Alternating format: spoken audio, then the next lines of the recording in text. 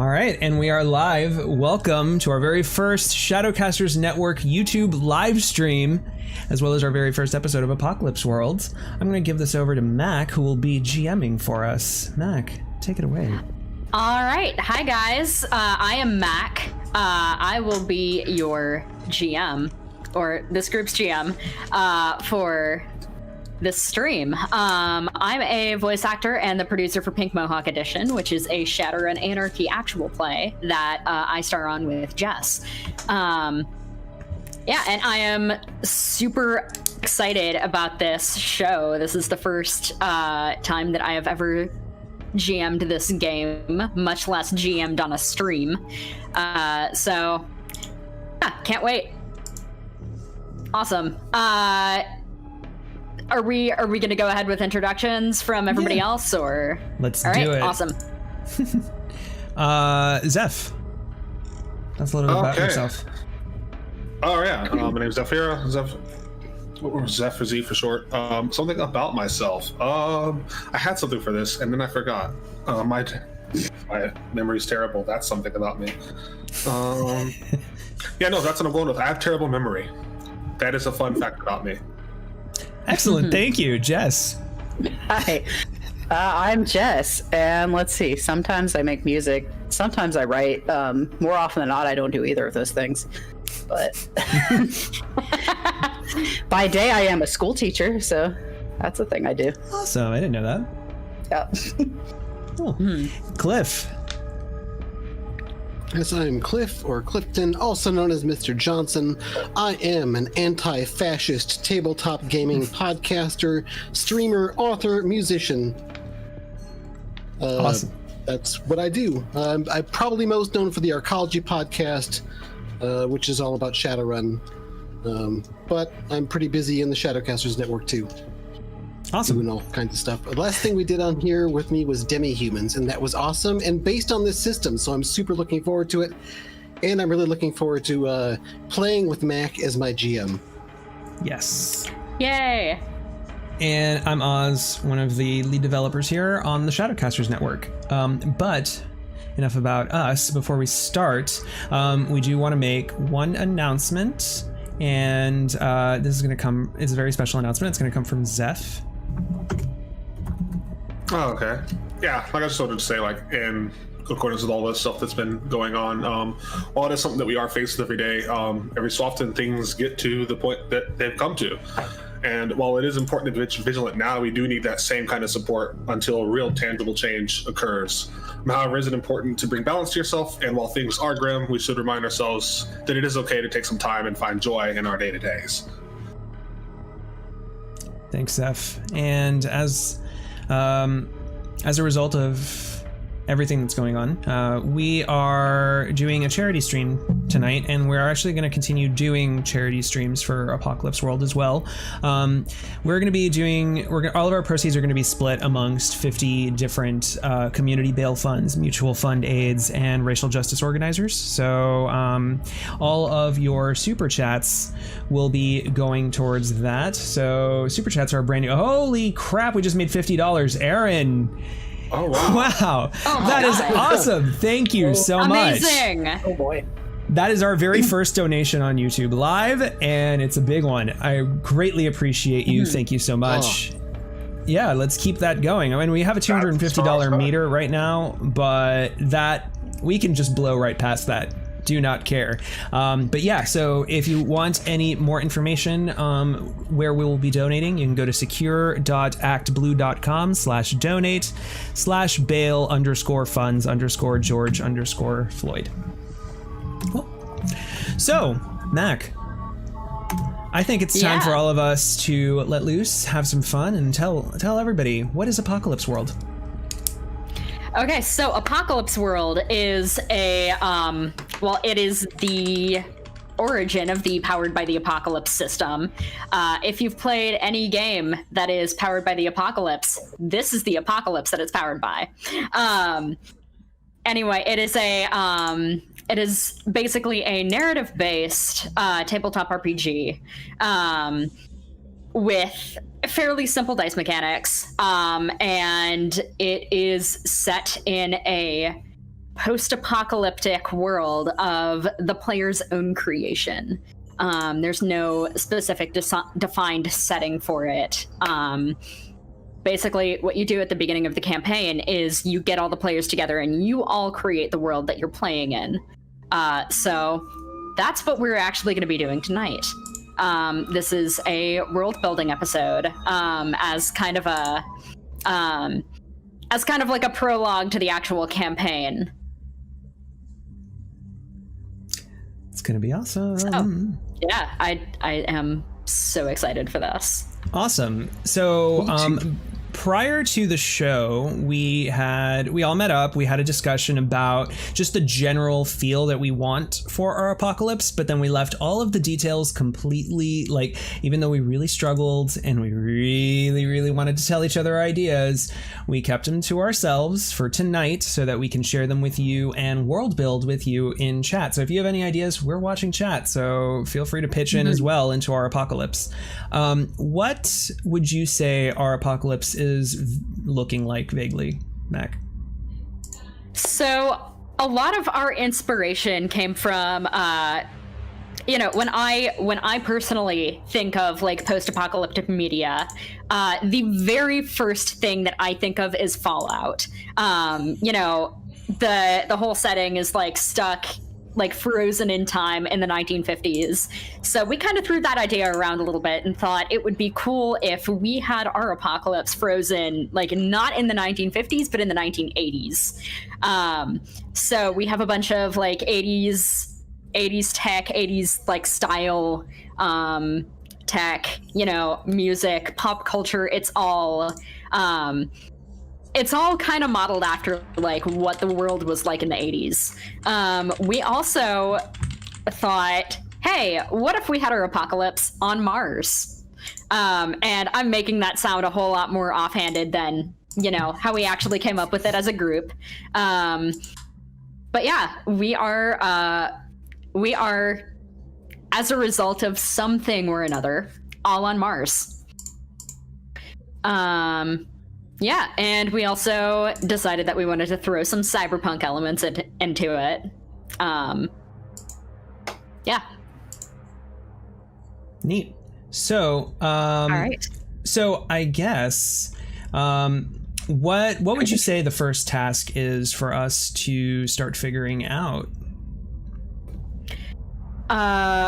Well, what I would really like to do is figure out like what kind of themes we want in our setting and in our story, what kind of elements we want to see in the setting, and things like that. We need to figure out what this world looks like, and how this world operates. Cool. So yeah. I've got a bit of an idea if I could toss one out. Start by tossing one out. Okay, so what if Mars has been partially terraformed for some time, but the terraforming process has been interrupted by the apocalypse?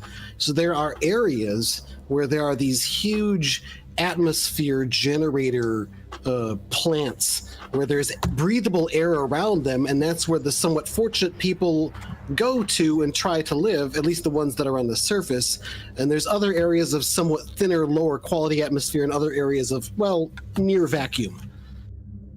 That's interesting. I think that's really cool because it creates like a geographical divide between like affluent and less affluent people. That's really cool.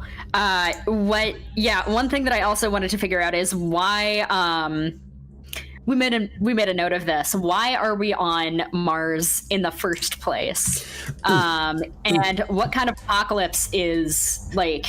What kind of apocalypse actually happened?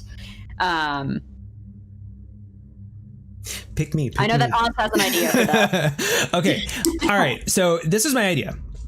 I don't have an idea for the apocalypse itself, but I have an idea for what happens. So I was thinking, okay, what was going on in the 1980s? And I realized the Cold War. So what if we like our people were sent originally by America as an undercover, like black ops kind of group to basically set up like a death ray to rain death on Russia to destroy them. So we went on Mars and we blasted off from Antarctica, and so that they could like keep sending like uranium and plutonium and whatever it is that we would need, like all these radioactive materials, as well as like everything that we would need to like, you know, start working on having a planet that we could live on momentarily while we're trying to be heroes to destroy Russia. And that is why we are stuck in the 1980s, because all of the music that anyone smuggled on board and any of the fashions or whatever, all of that's been in the 80s. So unfortunately, what ends up happening is the Cold War stops, and then at some point it's like, oh, there needs to be plausible deniability here. Like we just need to like cut off all ties with this project. This project's a bust. And basically they just stopped sending anything to Mars that we were expecting. So now we no longer have supplies, we no longer have anything, and we're stuck with whatever we have left on Mars, totally isolated to our own devices. I love this idea. I love a lot of those ideas, but I also like the idea of a more established population on Mars than just kind of one single small group that was sent out by secret. Or maybe... go ahead, finish up. Sorry. I was going to say, so if we do use that, perhaps there were other initiatives to do things on Mars as well. Right. Maybe instead of them just being like, oh gosh, we got to pretend like this didn't happen, we're just going to cut it off. Instead, they were like, oh, we were terraforming this planet for you guys the whole time. And then they just start sending like civilians there.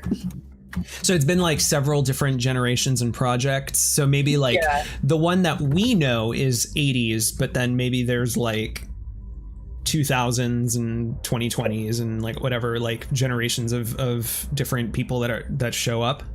Well, and it was a Cold War with a space race, so who's to say that, you know, Russia and China and, you know, who knows who else, maybe a couple of random billionaires or something, didn't send their own stuff. Yeah. Yeah. And we just have like this kind of like world of maybe largely underground cities, while like the rich are above ground in their nice terraformed environments, while we're getting vent air basically. And Aaron Dykstra, who was saying Mars would have lots of tunnels, right? Old tunnels before the apocalypse. See, I'm picturing a lot of the settlement being underground, with the idea that terraforming will hopefully make above ground be viable. So maybe where there's atmosphere nearby, there could be like actual farms on the surface and stuff. But Yeah. But who controls those is a pretty important factor. Right. Maybe you have different locations that originate and their culture is heavily influenced by, like, say, 80s America versus 80s Russia or 80s China, or any manner of other, like maybe a cult worshipping of the equivalent of the Tesla guy. Not original Tesla, billionaire dude who took the name and appropriated it. Can we like name names on stream? I don't know if that's like I don't really see why not, because he's a public figure, but like... I just didn't remember his name, so... Oh, well, his name is Elon Musk. Oh, I remember now, yes. Yeah, he's kind of a douche. Actually, So the that said, all billionaires are bad, so carry on. So the other thing that I was thinking, though, is one of the things, I know that we want a cyberpunk city that we can just kind of mess around in and eventually burn down. That would require, though, like lots of different mining materials and stuff in order to build the buildings in the first place. So it's totally possible, like, these underground tunnel people are the ones that are like able to mine something on Mars in order to like build the city above ground where the generators are. Right. I and feel if like we're thinking... Oh, sorry. I'm sorry. Go for it. I was going to say, if we're thinking that, like, oh, let's cover up this Black Ops thing by saying, oh, hey, rich people, let's go to Mars. The rich people are not going to build the things by themselves. Yeah, they're going not. to do that. So they're going to send people up there to do all of that for them. And I think that's probably where the underground societies are kind of coming from. Oh my God. The 1980s, like anti-Russia, hysteric people are the ones that live underground mining for like the rich Elon Musk people of the 2030s, 2040s. Oh. And like set it even further in the future, right? So that there can be, lots of buildings. So this could be like 2,500 or something. Like we've been stuck for a long time, civilization after civilization, like just in the 80s, mining and gathering resources and stuff for. Something else that we discussed about the world building before we're like, hey, we can't talk about this yet, was the idea of a double apocalypse, where there was an apocalypse on Earth, which then followed another apocalypse then on Mars. So I kind of like the idea of like maybe Earth. Sorry, go ahead. I was gonna say Jess had a really good idea concerning the apocalypse that took place on Mars. Yeah. So that thought was that something happens on Earth, and I think it's best if we just leave that as like a mystery to be solved later. Something happens, and all communications are cut off, and we're no longer receiving supplies and new people, and everything's gone, and that's what kickstarts all hell breaking loose on Mars. I like this because what we could do is the people that were sent during the Cold War got cut off, and then but Elon Musk and like Tesla and all these people, right? Like they eventually found out that there was this project and there's probably people there and whatever, and then eventually were able to exploit all of that to have us build, for their thing, which is to avoid whatever is going to happen on Earth with, I don't know, climate change or something.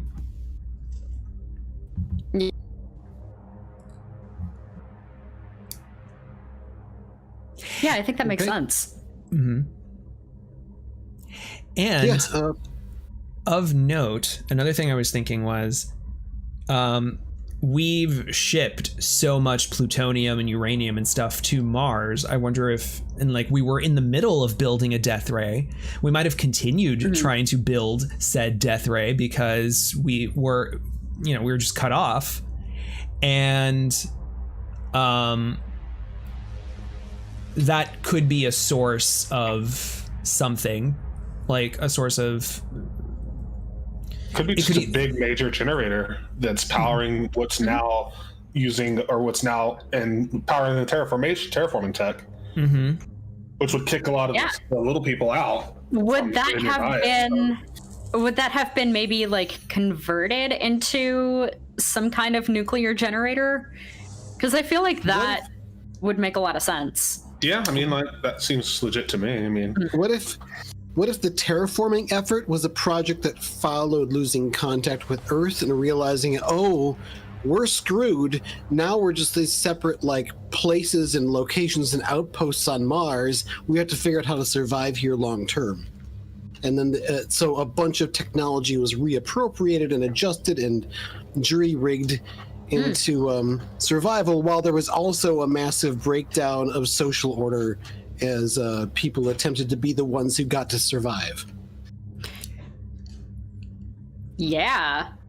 And like also imagine if you were sent on a pro-American mission and with the promise of, returning home heroes after you blast Russia from the sky, and then everything just stops and ceases. I wonder how much radicalization would have occurred, where there would have been like splinter groups that broke off from like the, American Freedom Center or whatever that you want to call that base, and then like all of the Russian commie groups, or like people that were just, like, I don't know what's happening. Like, you're all hoarding these supplies. We can leave, whatever. And then like, that's how spreading has occurred. So we've got like our I want to say, etc. Yeah, I want to say that, like, oh my god, there would be so much radicalization happening as a result, but realistically, I feel like there would be a faction that got radicalized as a result of this, and then a faction that's like, oh no, but we're Americans and we have to cling to this ideology because that's what makes us who we are. So there's probably like a huge divide between those people. And if that's the radical case, pro-American people are like, I'm sorry, the radical pro-American people are like, you know, very like actively violently opposed to you know, the people who were like, hey, America fucked us over by putting us up here. But then that would also, you know, another thing I'm thinking is that those pro-America people would probably still be feverishly working on the death ray. That's the case, right? Like they would just kind of, they would keep up the project like slavishly.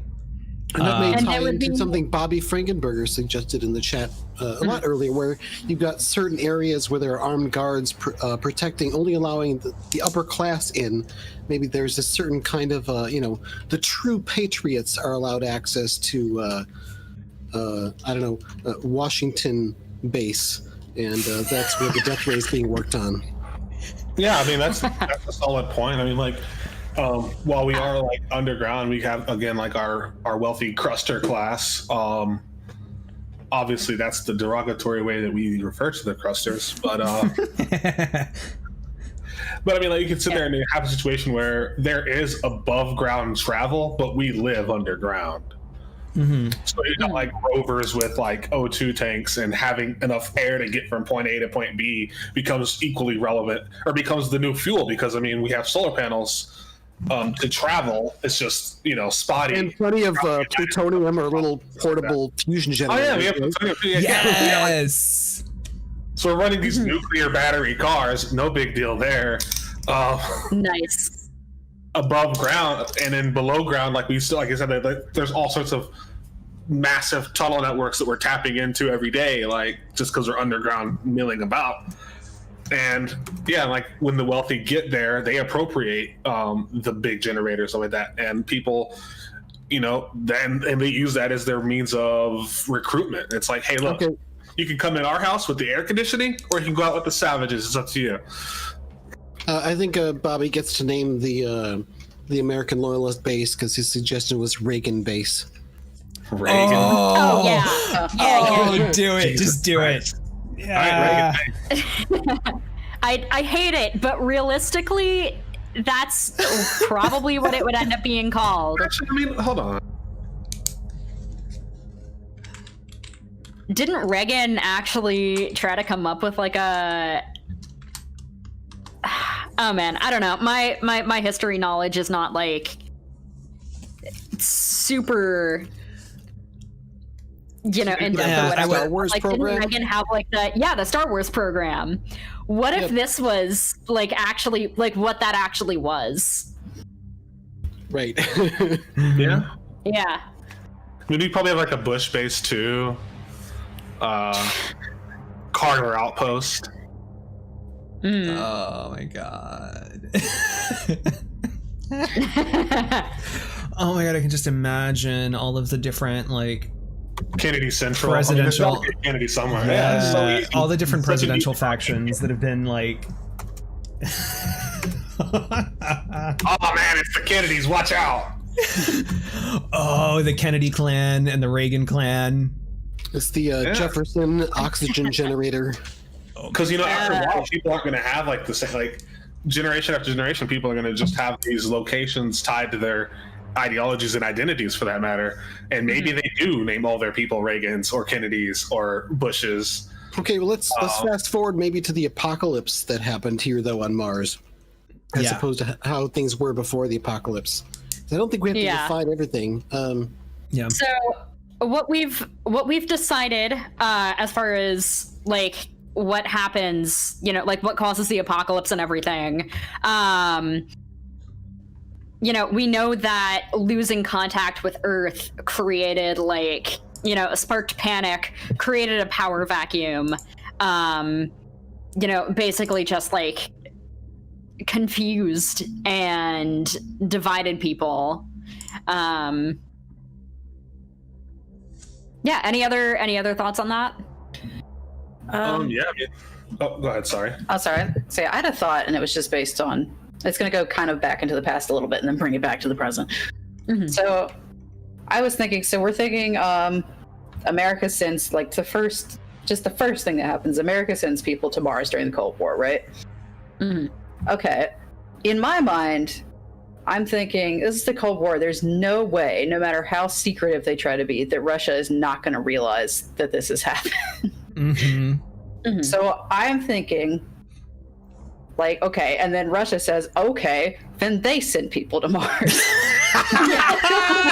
Yes. And then, like, maybe, other countries are like, well, we can all play this game, and they send people to Mars. So you've got these, like, bases, and then the Cold War ends, and they're like, everybody's stockpiling all these nuclear armaments and crap and trying to build these death rays all at the same time on Mars, doing their little terraforming thing. And they're like, oh, okay, the Cold War's over, shut it down. But all these big nuclear reactors and things are still all over the place, and they're being used to power pretty much everything. So then we fast forward to 2500 or wherever we're at now, and contact with Earth just goes silent. Well, I feel like the first thing people are going to start fighting over is all these nuclear generators and armaments and things that are scattered about and powering everything. So, and easily explodable. Yeah. Yeah. But or alternatively, post Cold War, some aspiring entrepreneurs are like, "Have I got the real estate for you?" And oh yeah. So because I mean, after the Cold War, I mean, like, things were shaky at first, but there's more or less a global coming together point where it's like, look, we gotta not try to murder each other. We gotta not try to stab each other in the backs. So obviously, That's where the Muskites come in. What's that? That's where the Muskites come in, or as we call them, the skunks. Right. But I mean, like, no. So, like, you got. Okay, we're gonna have to come up with some other name for them that is not tied to a real world person. The skunks, then last name Skunk, because it. Okay.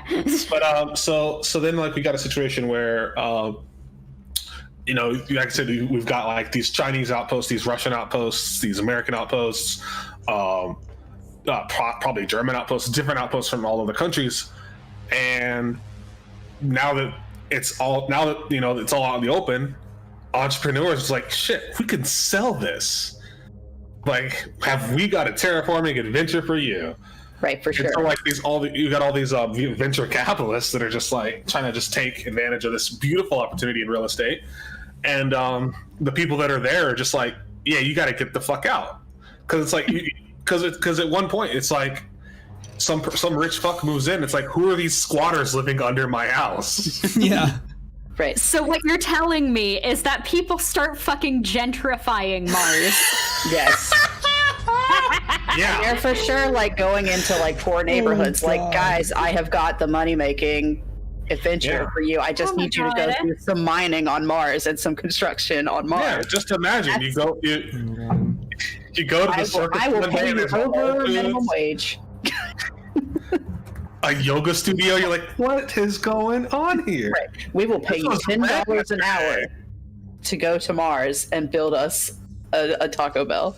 Like, housing is guaranteed for people that work. $10 an hour to go to Mars and build a Taco Bell. Yeah, that's how they lure them in. Like, you too can have a house on Mars by working for us, and that's why That's a wonderful micro-employment. So we get a cutthroat version of Tom Nook, where it's just like, yeah, man, here's your house, pay the fucking rent, and it's like, you can fucking mine, and you pay for your house. And but that's how you get. Happens, and now you've got these rich fucks that have got their own little militaries, and it's like, oh, Earth's not talking to us anymore. That's really cool. And this is also how you get just your regular everyday people on Mars. Like, not everybody on Mars is some rich fuck or like a Black Ops person. So you've got all these kind of working class people who have made lives. Or people that don't have a choice. I mean, like, I mean, Britain made an entire thing of sending people to basically an alien land to just say, do whatever you want. And it became Australia. So we're living in space, Australia. Yes. I feel like I've referenced this like 10 times at this point, at least during the development of this campaign, but like this is making me think a lot about like Outer Worlds, because this is basically exactly what happens in Outer Worlds. You know, they bring all these normal working people into space by you know, promising them like, oh, you know, full 100% employment for like anybody who, you know, agrees to come into space with us. And like that sounds great. You know, these people are building a life for you in space, and you know, you're never gonna have to worry about anything. You're never gonna, you know, need to want anything. And like it sounds fantastic. But the reality of it is that, you know, they make you work in these horrible factories and shit every day. These corporations that are bringing you into space basically own you, and you even have to pay them for your sick days. And maybe even those military bases are just more or less abandoned. Like the power's been rerouted to better locations, to the prime real estate on Mars. But like those facilities are just not used. So people that just kind of like people that fall between the cracks, so to speak, they have a place to go that's usable. I mean, the air kind of sucks, but I mean, like, it's sheltered, you know? Yeah, I see all of the rich living in one big crust. All the crusters just live on that big, nice, like utopian, but you know, yeah, big, nice utopian city on Mars, and then everyone else is like in their apocalyptic hellscape. And maybe there are some surfacers that aren't rich. Like people would still use the surface to get from point A to point B, as opposed to like traversing these narrow ass fucking tunnels. So like maybe there's like little small like what are those fucking Hoover towns? I think they were called. Yeah, Hoovervilles, yeah, like something like along those lines that are above ground, where people can live above ground, like they've got ventilation coming from below, so they can breathe and stuff, and they got to keep their shit sealed, but like they can still go out through the airlocks and get in their car and go run an errand or whatever. Okay. Because I mean, like these corporate fucks are still going to want to sit there and say like, okay, you don't want to live at our place, fine, you're going to play by our rules, and you're going to pay double to get anything done, so that means you're gonna have to fucking bring resources that we actually need in order to actually go buy it. And since resources are very rare, you get a situation where people are just like, well, fuck. But every now and again, someone gets a golden ticket. Yeah, we definitely have to fight over resources for sure. Something that hit me as she was talking. Sorry. There is, what if the generators and the terraforming stuff, like in certain places, like explode and then create like mutant terraforming areas, so that way you can have like all kinds of we can all have all kinds of fun with like weird shit on Mars, like red jungles, or genetic modification experiments were done to make viable like life forms for farming and meat on Mars. Like who knows what sort of weird stuff has happened. Yeah.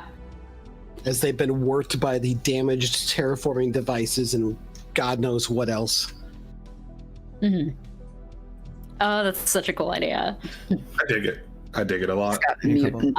All right. Crazy Nuclear storms space and cows stuff. running around. This is all like, Oh my god. So Mutated genetically engineered chickens would be the scariest thing in the world. Oh right, yeah, because they turn into like dinosaur things, right? Baka. Except maybe still chickens. That'd be interesting, actually. Which was a terrible movie. But it had dinosaurs in it, so, you know, I watched it. Maybe that's what they did. Instead of just sending, like, completed supplies, they just gave us, like, they found a way to send just basically starter farmer kits. Yeah, you here's get, like, you get like 24 eggs and embryos that are just stashed away, and it's like just all these bunch of bitches out, and you're good to go. There's a bunch of genome sequences for various plants. Yeah. And when the reactor explodes, it mutates and we get Spider-Man. or man-spider in this case. Because there's definitely not a lot of animals that would have been sent to Mars on purpose, right? Maybe farm animals, but I don't know. Yes, rich people might have some weird exotic pets, but Yeah. Oh man, if one of those gets free and becomes mutated, oh boy. no. Dinner. Now they got the danger filter about. Winner chicken dinner. Let's do this. Oh man, a low-G amusement park sounds amazing. Yeah, like That various would be domes that really are just like. Is that something that's like current and functional? Obviously, you know, really only the rich people would be able to use it. Because, you know, the poors, the dirty poors don't need to go to amusement parks. Why would they want to do that? They need to just save their money. Can we live in the society where we like sacked the city already? Yeah, that's Sacked the amusement park, and that's where we live. At the very least, we like sacked the lower levels or something. Or No, I I don't like know. the idea of taking out crusters, and instead of just like rich fucks, we've just got all these different factions that have different ideologies of what anarchy means to them. Yeah, what if the city itself has been breached, but like not all of them have been destroyed? Now they have their own little strongholds in sections of the city, but other places have been taken by some factions or destroyed by others. Oh, I got it. okay. So the rich were up here, and obviously, since they need workers, they get workers. But you can't get the workforce to fill the load that they're needed because they're rapidly expanding these gigantic mega cities. So robotics, and since, you know, there were a lot of engineering minded and computer minded dissenters about, that's what brings apart the apocalypse. They put like a Trojan on the robots and they just go fucking berserk. Oh, man. Since only in the cities, so like you got all these fucking murder bots all of a sudden that are just running rampant. They're just running rampant on rich folks, but they're still not gone. So good. Oh, well, yeah, it's like, so they're still just there doing things, and they're still in murder mode because it spun out of control. So now you just got robots roaming about that don't actually need oxygen. And that's roaming a around problem. Mars or the city or whatever. Yeah. Yeah, we've got a robot zombie apocalypse, and What if on top of that, though, like early on, like some of the initial tech that was used by people who were working here is they'd bring these things that were like these portable, easy to use refinery / printer, like 3D printer things, where you just like dump in, you know, Mars rocks or better quality materials, like whatever stuff you could use, it would break it down and store it and then use it to print various components that you could use to build things. But a lot of those were affected by the virus as well. So a lot of shit that you could normally make and just print out by dumping Mars rocks into it comes out fucked up. okay. Yeah, so then supply again becomes a problem. However, it wasn't always a problem. So when Earth initially lost contact with us, they're like, this is fine, we still got Mars rocks, we just tossed it in the replicator, it'll be fine. And we're in the replicator room because, I mean, it was an 80s design, so it's gigantic. So Yeah, and now the replicators have made murder bots.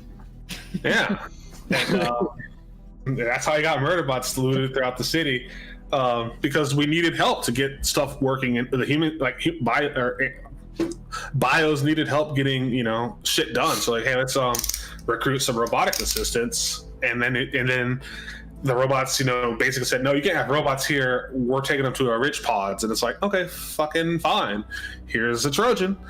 And that's how the Martian apocalypse occurred. Whatever happened on Earth, who knows, but and that would open that power vacuum up.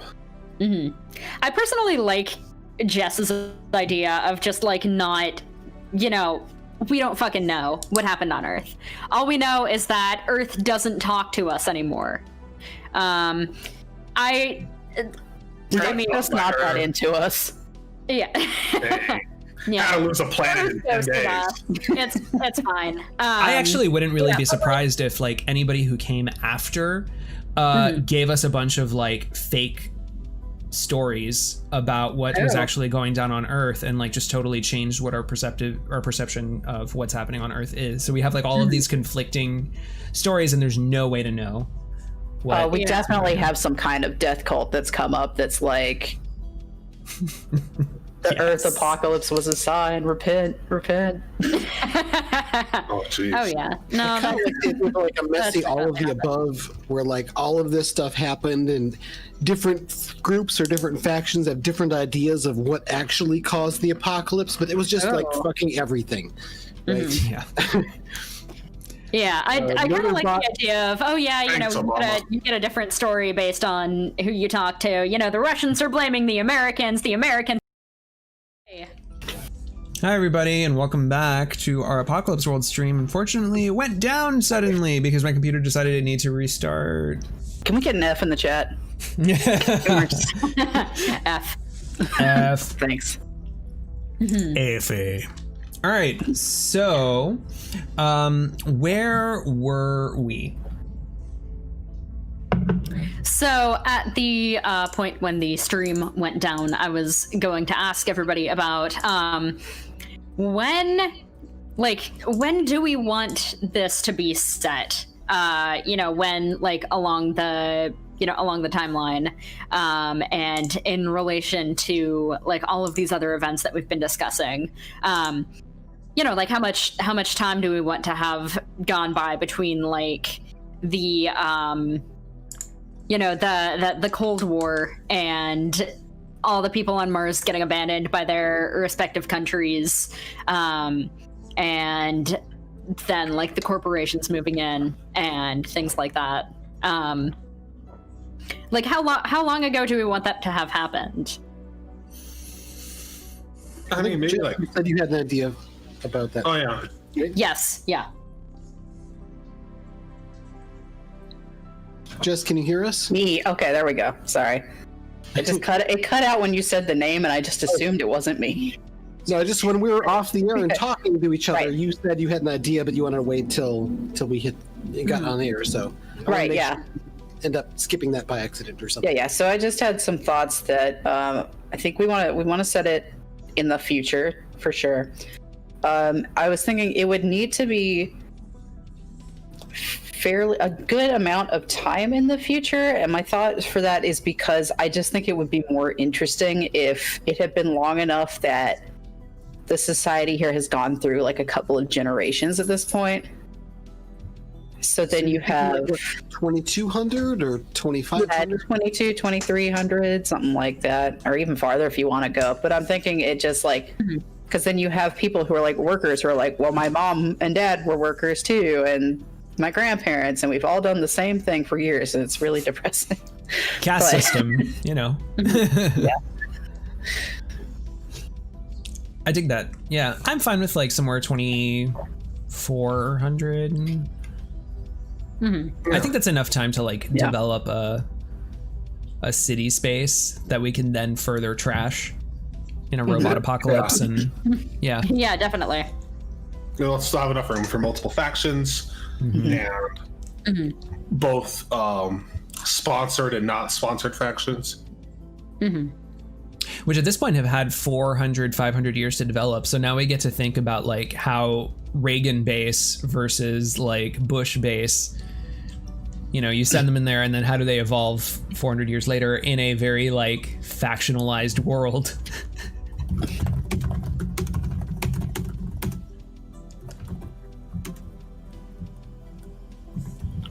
Have we pretty much done the world building we need to up until this point? I kind of feel like I want to find out more. There are a couple of questions that I wanted to go over with you guys. I feel like we can address them somewhat briefly since we've already fleshed out this world pretty well. So one question that I want to go over is, what is something that the world will never get back?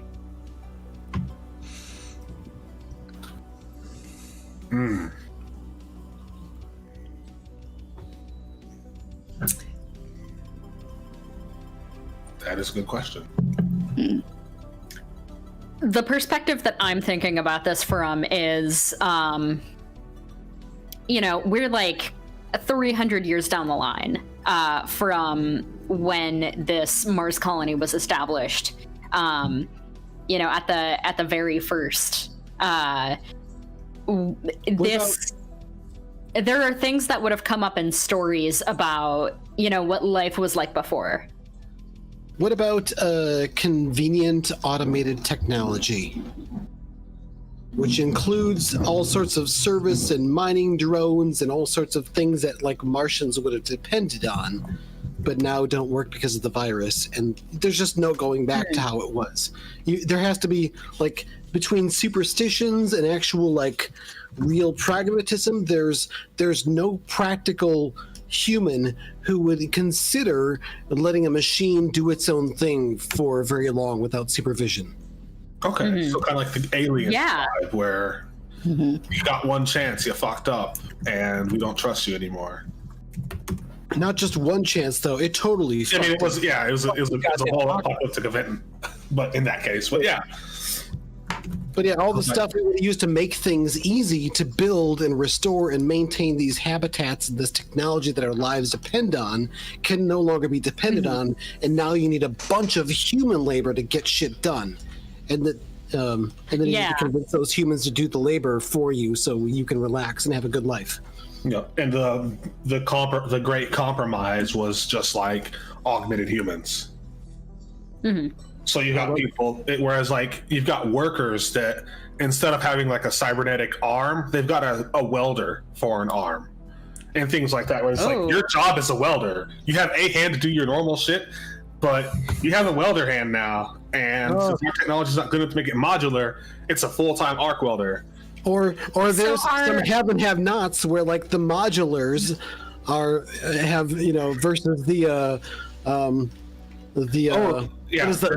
mono tools. Yeah. Modulars, mono tools. Modulars and monos. Actually, I do like that concept, because then you can have like people that like if one of our characters wanted to have like a modular part, it's an opportunity for story and the rest. It's just like that's a conversation piece, It's like, let me just put my my axe hand on real fast. All right. Now let's go to clubbing. Just things like that where you can just switch things out, and people are like, holy shit, this person has an clubbing if you're using an axe. You can hit him with the side. hit him with the back end. If it's not sharp, everything is clubbing. And we're poor and can't afford to sharpen our weapons all the time. So sometimes you just gotta ask a blunt question. So do we want to have like augments be like primarily a thing that workers have? I think so. Okay. Yeah, I think so. And occasional rare things. I mean, like sometimes someone is missing a leg, and their leg it's beneficial for them to have a leg. But it's something to focus on a lot as opposed to the have-nots. So if you've got all your parts and none of them are augmented, that means you are rich enough to be able to afford to not have to sacrifice a body chunk to get an arc welder installed. That was some loud thunder. That was It's been going on. I have been on push to talk, so you've been missing lots of other similar explosions in the sky. So oh boy, it's pretty nuts. Yeah, no, I like that. I like that the lower social status, I guess, among Mars is that like cybernetics are installed on purpose based on what you do, and then by not having any. Yeah, I like it. I like it. I think that also opens up that you see somebody without cybernetics and maybe they're rich, like you said, but the other assumption could be that they're some kind of criminal. Or they're just extra poor. Yeah, or extremely poor. Alternatively, I mean, like you could have like a lot of late gen people that are from a situation where, people, we've reached the point where you can get augmentations that are functional. Like you can get a replacement arm or a leg. They're not going to be as pretty or as shiny as the rich people's modular arms and shit, but like your arm, your hand is a hand. It's not like you have an awesome arm. Now I got a crowbar instead. Like Yeah, I mean, I could see maybe people have wrenches instead of hands. Like you have one regular hand and one wrench hand, and it's like, well, that's what we had on hand at the time. No pun intended. But you know. So this brings up a question that I really, really want answered. I feel like it's reasonable to assume that like any augments are basically like employer owned and sponsored. Yeah. What happens if you leave your employer? Like, what happens if you lose your job? What happens if you get fired? Obviously, they take it back, right? That's what I would think. So we're gonna go full repo with this. Mm-hmm. Oh, the repo men. And you have like just someone hunting down your license on your, and then there's a whole market for that where you have people that are just like, yeah, we'll erase the ID on your arm, Or for 450 tags or what were tabs. Tabs. Okay. and there are bounty hunters, the Blade Runners, so to speak, who are hired to go out and do the repo jobs when the overrides have been overridden. Mm-hmm. Oh man. Oh, this is. Oh, okay. I am. Full disclosure, I am 100% going to do something with this in our story. Mm-hmm. This is like, oh man. This is something that I am super excited about and super inspired by. This has really spiraled into something beautiful. Oh yeah, this is gonna be fun. This is gonna be so much fun for me. All right. So, also repurposing stuff from the dead. Mm-hmm. That would give the lower class people opportunities to, have some cybernetics. Mm-hmm. And if you have a business for grave robbers, because I mean, like the rich, they're not going to get, melted down. We're going to have like some sort of mausoleum shit. And obviously it's not going to be taking place inside of the bubble. Like they don't need air, Mm-hmm. So they can be cordoned off somewhere. And that's where, the people go in and raid those shits. You misunderstand. I don't need to bring you in. I just need to bring your body. Definitely like an underground black market trade on cybernetics that have had the IDs scrubbed off. Mm-hmm. That have been pilfered off of corpses, probably. For the Probably. most part. Oh, definitely. Or And they caught, and all sorts of shit. or they caught a no longer employed worker Yeah. Yep. and acquired it by some unscrupulous means. Mm-hmm. Also an option. Yeah. Or All an right. employed worker. Yeah. So I think that covers our world building pretty well. Actually, I do have one question I want to ask. Oh, okay. Yeah. Who are we? Like, what's our faction? Where are we in this giant cornucopia of of insanity? I was about to segue into character stuff, and I think that this is actually the perfect bridge into that. I concur. So yeah, who are you guys? Well, should we go through and introduce the character the characters? I think we've all done some character creation choices up to this point. Yeah. And I think we've all picked a playbook at least. Yeah. That's not a bad idea. Yeah. So we don't have to decide right now, but like as we find out what we are and start kind of placing ourselves where we fit. Yeah, I like that. Yeah. Yeah. Then we'll I feel like figure out. knowing your role in the group, knowing everybody's individual roles in the group will be a really good way of, deciding and defining what your group does as a whole. So, yeah. Yeah, I agree with that. Mm-hmm.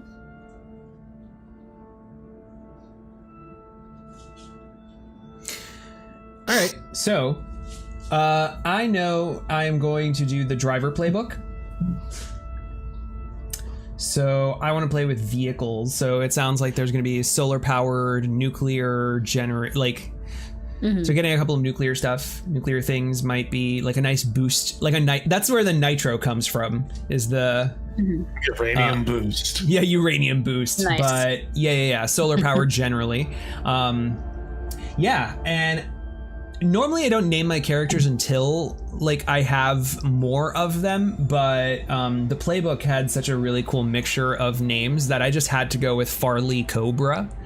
So That is such a great name. I know, I love it. So Farley Cobra is a driver, and yeah, like I don't know. Right now, I'm just thinking in terms of personality. I want to play someone that's just like Mad Max style, like yes, like just junky for thrills and just a little bit, screws loose.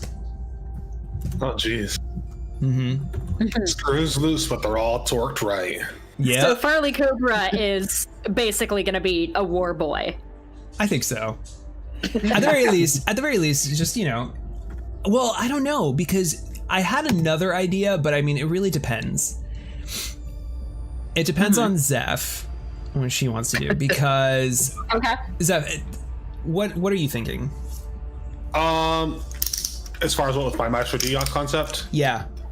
Yeah, so I'm just, ideally running like my bar that also has bar food.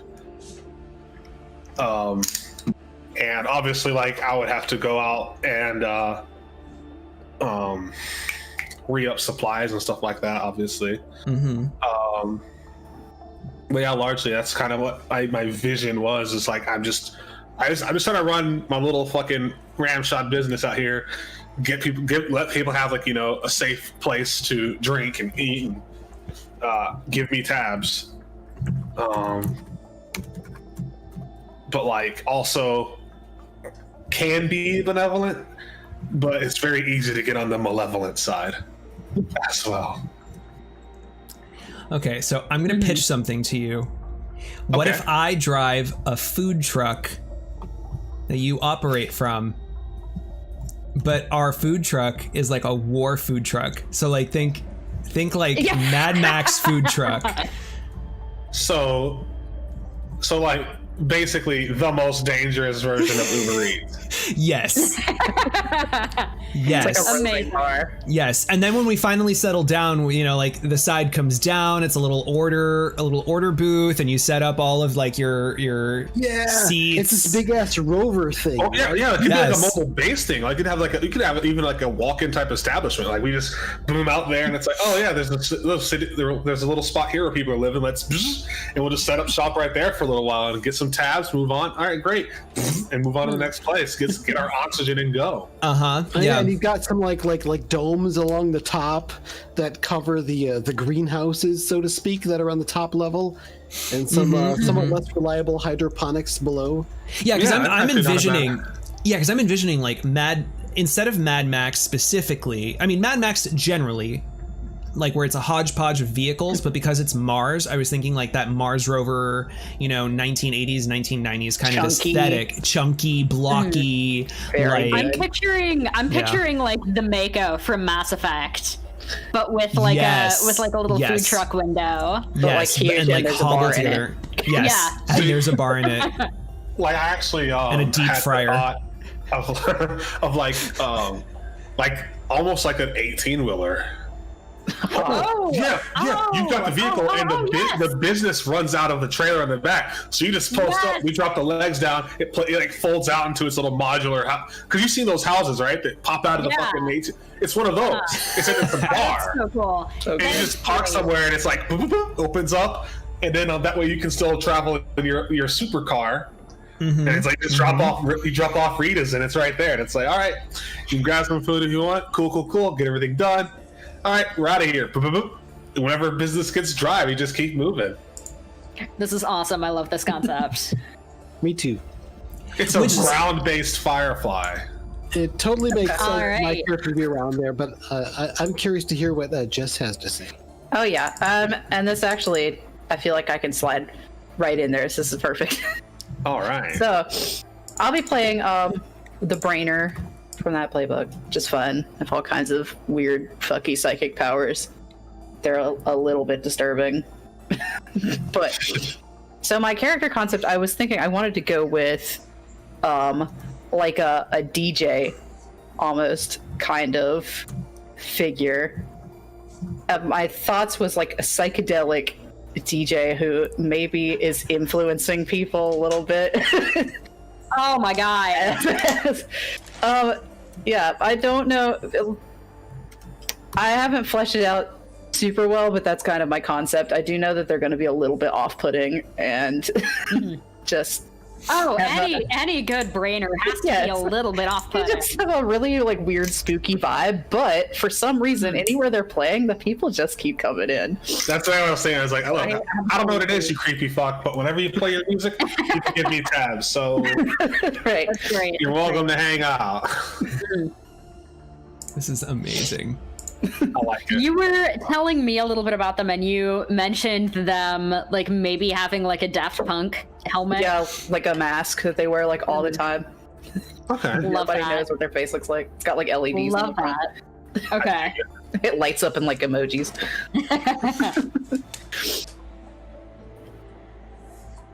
That's great. So- That's really cool. As far as my character goes, the playbook that I selected was the Battle Babe. So this is essentially Yes. the hot badass. My Battle Babe is actually male. He goes by the name Last. As far as his looks, he's chiseled, muscled, nearly naked all the time. Like he's got boots and a codpiece and thin leather straps going around to different parts. Barely covering parts of his body, which is covered in lots of randomly obscene tattoos that are largely of incredibly amateur quality. Many of them vaguely or explicitly resemble genitalia, or sexual acts as well. God. Oh my god. So when I say he wears like a codpiece and boots and straps, I mean like from the back you can see everything. Other than that, he occasionally also wears his other signature part of his outfit is a long coat that is sleeveless, but with a high collar and is made of and is almost completely transparent. Oh god. Nice. Very And good. I've got a big ass pistol on my hip, and then this like staff thing that I carry around that's got a blade and a spike that can stick out. And You sure you don't want the pistol from the guy from Dusk Till Dawn? it's been so long since. Where you got the penis pistol where it's like No, I'm picturing just something really, really frickin' huge. Like even this guy's big hands barely wrap around the grip. It just goes.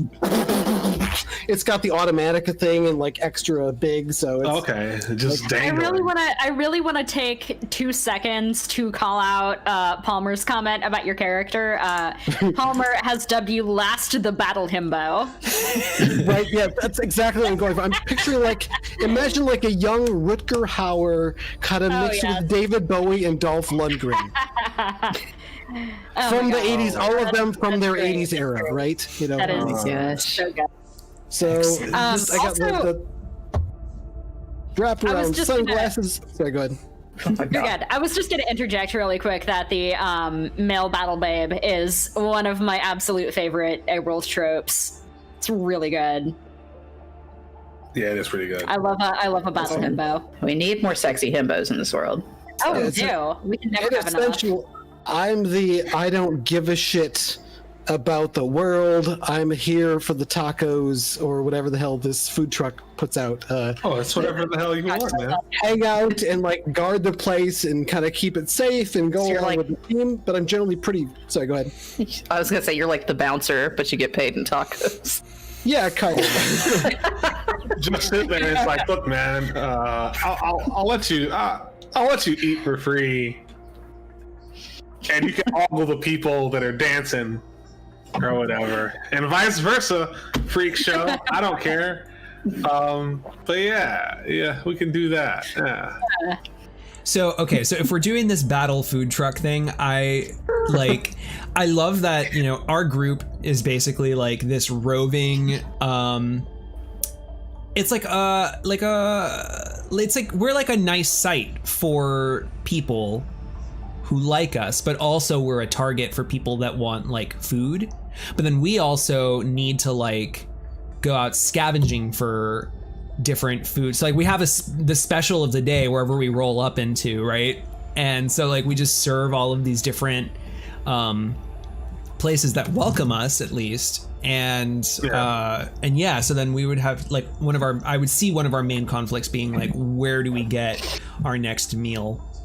Yeah. Hey, Hot Wheels, I need to go get some coffee beans.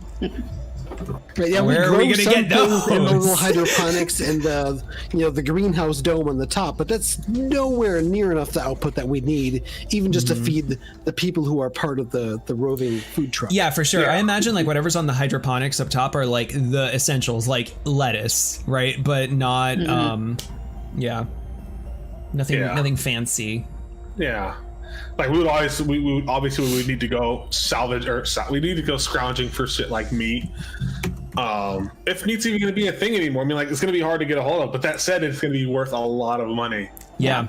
When we finally get our chance. Maybe we raid some rich cities, like because I'm sure they still have some cattle, some livestock still around. Or go mountain hunting. Yeah, if all else fails, there's some roving like radioactive things. Or this is going to. Sorry, I'm just apologizing ahead of time. There are also roving human rich people. Well, just humans in general. Like, look, it's a guy. That is the Are we literally eating the rich? We can serve them all up. We can serve up our enemies. Pulled pork is premium. All right. Yes. It's premium. If it doesn't say premium, it's people. I mean, come on, human bodies are way too valuable to use as food. Well, I mean, I was gonna use I had it backwards. But, like you got the rich is like that's the premium stuff. We had to chase this guy down, take him out clean. But yeah, I can totally see us. Had to shoot him in the back of the head. Maybe you guys are also bounty hunters in addition to being a traveling food truck / bar business. That's our side. As long as I get my tacos, I don't care where they came from. Yeah. Yeah. I mean, yeah, that's an option. And whatever, our enemies. Yeah, exactly. And our enemies, whoever we fight, if we get to keep the body, that's. Choppy. I mean, yeah. He ain't using it anymore. Yeah, I mean, if people don't want to eat the meat, they can always eat the vegan options. We still have salad. We have lettuce. We got salad. We got tofu. Tofu would be easy to or fairly easy to. True. Some soybean going on. True. There's plenty of non-meat options available. But if you want good meat, it comes from good people. Yeah. Listen, you asked for the meat, so stop asking questions. Exactly. Meat's going to be hard to come by in the first place. So people sit there and say, wait, you got real steak? Hell yeah, we do. Where'd you get it? You don't want to know. No, we got it from very exclusive personnel. We can't give trade We've secrets got real out. meat, just don't ask where it came from. It's definitely real meat, but you're not going to find out where our suppliers are. Are you crazy? We're the only food truck around and serving up fucking sloppy joes like this. Get out. What about the sloppy Eric? What's that? It's the same thing as the sloppy Joe. Don't worry about it. One's named Eric, one's named Joe. There's nothing else to it. We've also got a sloppy Bob. We don't recommend the sloppy Bob. His name was Robert Paulson. Yeah, when we swing by, the American-based territory, there's a lot of Ronalds to be had. A lot of Ronalds. All right. I do want to move forward with this a little bit. Okay. I love jokes like this just as much as the next person, but I do want to make some progress here. Yeah, no. That's fair. So yeah, all right. So you guys are a food truck crew, a battle food truck. battle food truck operation. And we have live DJ gigs. Yes, with a live music. a live DJ. I Which already makes see it like easy for us to smuggle goods. although of course when true. we're like on the desert or we're chasing anybody down or whatever, like, you know, I just see it kind of like the rock guitarist with the flamethrower and Mad Max at the back of the vehicle. Same thing. We have Yes. that, but it's our Yeah. psychedelic DJ. Your psychedelic DJ. Our psychedelic DJ is just jamming it out. We've got, because I mean, like the speakers in the bar are still going to be there when we're Right. parked out. So we just, like, Just up there with maybe a it's just turntable. wiring. Yeah, like maybe they just come on the external, and we just got just beats playing the whole time. It's like an ice cream truck, you know, except it's real food and it's more interesting. You just mind your own business. You just say, dum, dum, dum, dum, dum, dum, in the it's just like, what is that sound? Dum, dum, dum, dum, dum, dum. Just It's hear a just getting louder. muffled take on me in the distance. Incredible. Incredible. Running from the sounds of aha.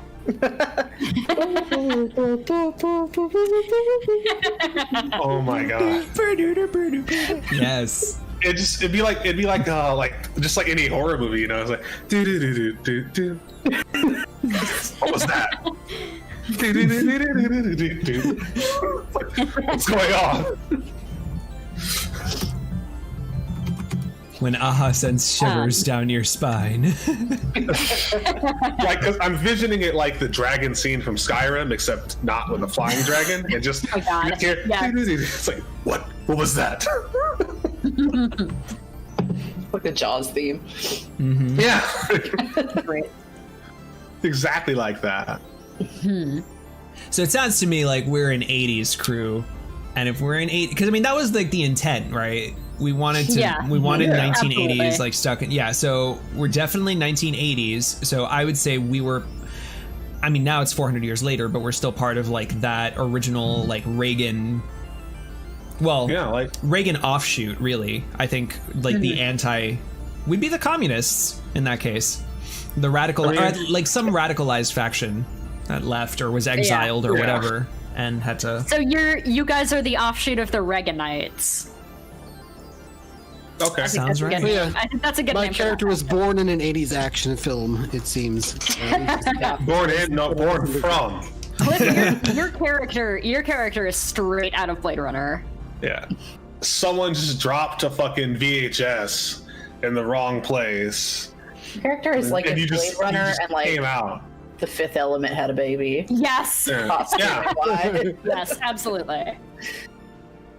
Yeah. Earlier today, I was discussing my character idea with my 13-year-old son, and it sort of came up with the tagline of, "I'm here to kick bubblegum and chew ass." And I know a lot of bubblegum. Hey, And all right. chew Incredible. ass. I'm here to eat ass. End of statement. I don't think you should be chewing ass. Hey, you do you. You do you, freak show. Like, I'm not. Anyway. I'm not here to think about the details, right? Let's not go too far down that rabbit hole. Yeah, no, I will neither He's thought about anything. I will neither confirm nor deny chewing ass as a legitimate. All right. All right. So, what kind of conflicts do you guys see yourself having as a group? Like, internally or externally? Externally. I mean, obviously, we got stuff that If you want to talk about internal conflicts, I'm down for that too. But Yeah. Well, we have to do that history thing, right? Where we have to like figure out, we have to like answer questions Yes. to each other or something. yes, Oh, yeah, right. that is something that you the have to system. do. Holy shit. I forgot about that aspect. I also forgot about that aspect. Pulling up my source books right now. Good call. Thank you for We're reminding me. definitely going to have to deal with people trying to steal art supplies. Yeah. Oh, yeah. Raiders. Which makes bounty hunting really fucking easy. And like, Right. oh, the Raiders are going to pop. Oh, that's some tabs. They just come to us. It's weird. Well, I mean, I wonder Here's if the are we head to the verify death. Where's the body? Don't worry about it. well, wait, were we the bounty hunters, like the repo men, like after the repo men failed, we're the ones that go No. after You the. bounty We're hunters? interfactional bounty hunters. Mm. So like people that are like, hey, we've got this scumbag that left our colony and murdered a bunch of people, or maybe like roving pirate gangs, we'd kill them, and it's just like, I like it. yeah. So it's like we're taking out bad people regardless, but we are bounty hunters. Yeah, end of the day, like, people show up at our food truck, have a meal, and if they have a job, like a bounty they want to cash in, we get it, Yeah. and then move on to the next place. I will say that my character has probably, you can generally assume that my character has probably done actual paid work as a Blade Runner. We don't talk about your chopper work Right. here. Well, that's something I've continued doing since I've known you all, but it's probably something I maybe people have referred to that I have done in the past. Oh, I'm sure that it's gonna come out like, what the fuck is that chopper doing here? Well, don't worry about it. Provided security. Not a chopper. I just worked for one or two, or I don't know. I don't know how to count. Math is for dweebs and nerds. I can just see him now, like that scene from Metal Gear Solid, where it's like 6 shots, pow pow pow, click, 3 shots.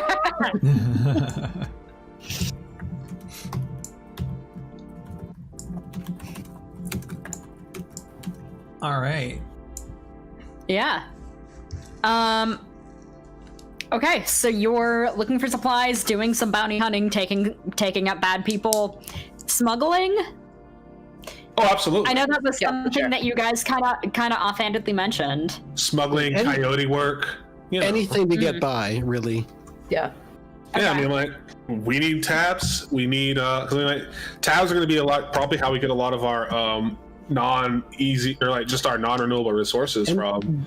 When we're talking tabs, I know this is something we discussed in text before we actually went to the stream. Did we explain what those were in the context of this show? Oh, we did not explain that tabs. I don't think that we did. The currency being tabbed is tabs- kind of. Yes. Go ahead. No, you go for it. You're good. Okay, like Fallout was sort of an inspiration for this, right? But our stuff is different. So in Fallout, bottle caps are the currency. In this setting, tabs are the currency, as in like little tabs from like soda cans and such.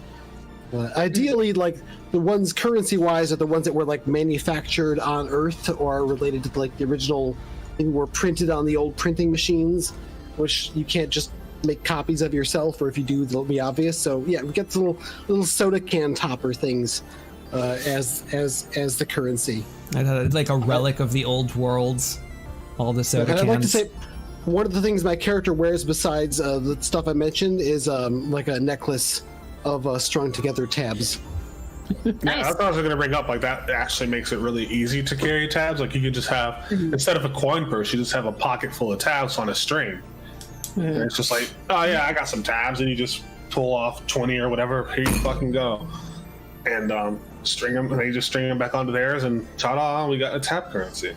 But also, I figure this is still at this point, very, very barter based. Not just always tab being spent for things, but like, hey, here's my thing that I made in exchange for the thing that you have that I need for the raw materials. Oh, for sure. Tabs are just there for easy, for, you know, inter-regional trade, because like corporate scripts are probably still a thing, or the equivalent thereof. Maybe, but they're only good within like a really, really tiny geographical area. Yeah, exactly. So it's just like, yeah, like, cool, but I'm gonna need some tabs. Yeah. And that's just kind of what's been recognized as like, this is usable in other places. Should we go through and ask the history questions that are on page 77 of the book? At least I'm not sure if I have the same I copy. think that's a good idea. I think we have them like in our own playbooks. Yeah, I hope I believe that you do. Yeah. Let me see. Because like I'm seeing mine. You and do. Yes. Yeah. They're in everybody's playbooks. I think they're the same in. Oh no, they're not the same in everyone's playbooks. But yes, everyone has them. I'm gonna. All right, Cliff. I think we're gonna start with you. Okay. Cliff, what's your character name again? Because My character name is Last. Or at least Last. that's what you know him as. The actual letters for the word are one of the tattoos that's across his forehead. He also has like a star over one eye that's like a filled in star tattoo, and Nice. a star over the other eye that's just an outline of a star. It's not filled in. This man is a disaster. Disaster Alright. man. A sexy, Love it. sexy disaster. Okay, so I am, sorry, we gotta, list the other characters' names, which I don't think that we necessarily have to do because I know that not everybody is named yet. I think my question's like a all-in-one, so I don't think I have separate ones for different things. So I just want to ask the entire group of each of you, Sorta.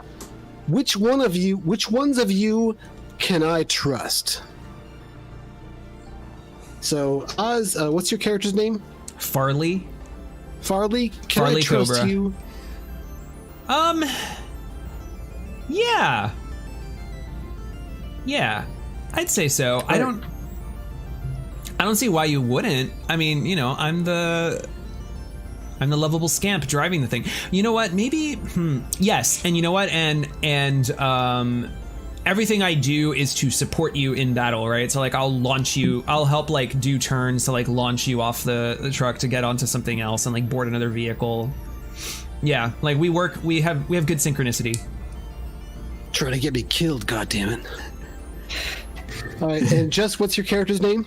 Well, they don't have a name yet, but they do go by the kind of moniker Crossfade. All right, so Crossfade. Nice. Can I trust you? Yes, I think so. I think Crossfade is a creepy little fucker for the most part, but they don't shit where they eat. So, like, you know. And I probably told you that I really dig your tunes. Yeah, so we have that going on. We have a bond. All right, Zeph, what's your character name? Rita. And Nice. can I trust Rita? I mean, sure, you're bigger than me. You have a very big gun. Specifically, Oh, that's not the only one. yeah, not that one. The one on your hip.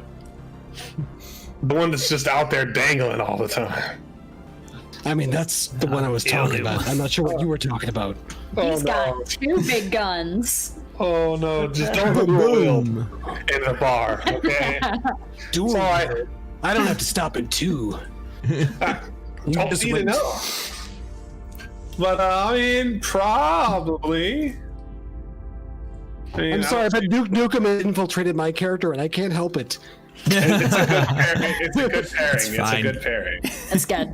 It's My good. initial ideas were a young Rutger Hauer plus David Bowie, but somehow I had also ended up with Dolph Lundgren and Duke Nukem. So, I mean, that's fine. all right, so I So- have history -1 with all of you.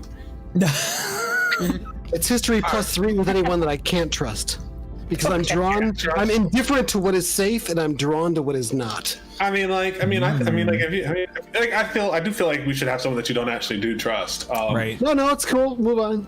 Okay. We're all just boring and safe. I get it. I mean, sure. I mean, you know what? I mean, as we're doing this, maybe we'll come up with a reason that you can't trust one of us. But for now, it seems like we're good. Okay. I mean, I like that idea better anyway, but why not? I had fun with the other side of it too. But carry on. I guess that's really my only questions is about that. Oh wait, at the end, choose one of the characters with the highest history on my sheet. That's Ask that gonna player be- which of my I think stats is most interesting. Okay, it's for the highlighting. Never mind. Move on. Yeah, that's gonna be when we're done with all of this. So that's at the end of at the end of doing all the HX and everything. Okay. All right. Looks like last is first today. Who's next? Next is going to be Crossfade. Oh, is it really? Yeah, just because you're next in the book. That makes It's sense. just alphabetically. Yeah, that's true. Okay. So I guess I'm just gonna ask everybody. Let's see. 3 little questions here. Do I just ask all the questions, or do I just choose one? Oh, One, two, or ask all? 2 or all 3. I just saw it. Okay.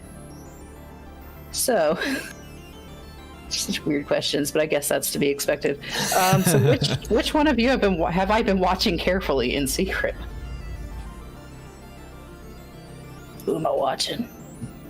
That's not my character voice. I just felt like being weird. Do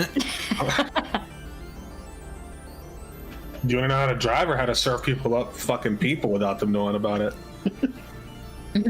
I mean, that. I was gonna say that second one sounds more like my jam. I mean, I don't know I'm fine with being secretly watched. Okay. Ooh. Like, Zeph 'cause my is- character just really writes you off the fact that you're just really creepy and it's like, Yeah. why are you always so close? Jesus. I have poor social skills. I have a question. Everybody's Do we always watching me, so I wouldn't think anything of it. do we have an official do we have a cook amongst us? That's a good question. I kind of had the implication that Rita can cook, but I also get access to personnel. I would be happy to make up an NPC for you. Yeah. Be the For a cook. Okay, perfect. Yeah, I think I do get access to that kind of stuff. I mean, because All of the right. establishment, I pick like all it has and stuff like that. Okay, I'm just gonna go ahead and ask all my questions, because why not? Which one of you has slept in my presence? Knowingly or unknowingly? Oh, that's totally me. I don't give a shit where I end up. Under the ideas of like establishing your home, my answer for that was anywhere, nowhere, lost, and never to be found again. Nice. So I have just crashed and slept near or around, like in your parties, or like near the dance floor, or just somewhere. Like I seem to have just decided I'm comfortable enough around you to fall asleep. All right. Alas is asleep again. All right. Which one of you most evidently dislikes or distrusts me? Well then, since I'm the only one left, let's make it me. Farley just can't fucking stand me. Yeah. It's like, get that bitch out What of is it? here. I don't like you, or I don't trust you, or what was the It was dislikes and or distrust? I guess Yeah. it doesn't necessarily need to be dislikes, but Yeah. Jess, what are your character's pronouns? I've been using they because I haven't decided yet. But they is fine. Like that. Maybe we don't actually know, and your character doesn't Maybe. actually speak up, and it's just like Whatever. it's like I have a name. Like, wait, what? You have an actual name? I've been calling you weirdo all this time.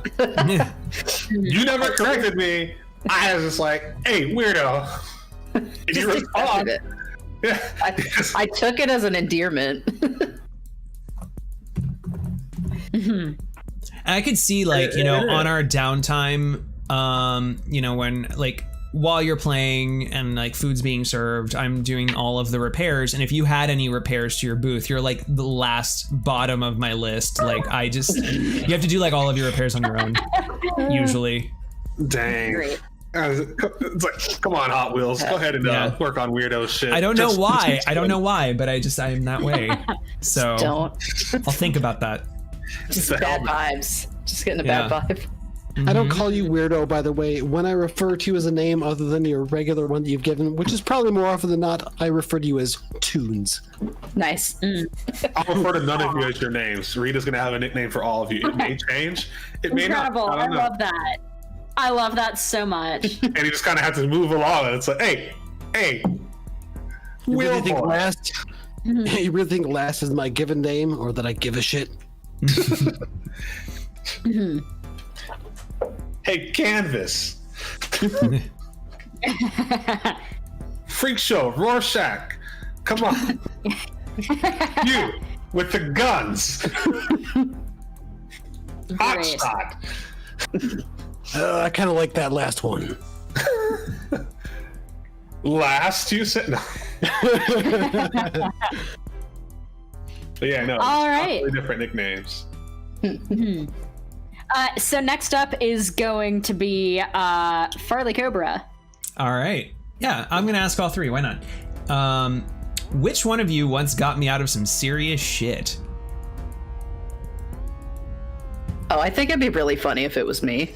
I like that I idea love so that. much. That's really good. Yes. I'm Maybe really that's why you don't trying. like them. Like they got you out, but it was so fucking weird.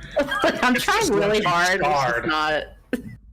It's like, oh. I think that if I may interject my opinion, I think that Farley is still embarrassed about the situation that Crossfade got him out of. I do like that as well. It's just like it's embarrassing. It was also really uncomfortable. I could just think of what was that from Rogue One, I think, where Alan Tudyk character the role. I'm trying to help you or whatever. You are being rescued. Yes. I can see that. It's so uncomfortable.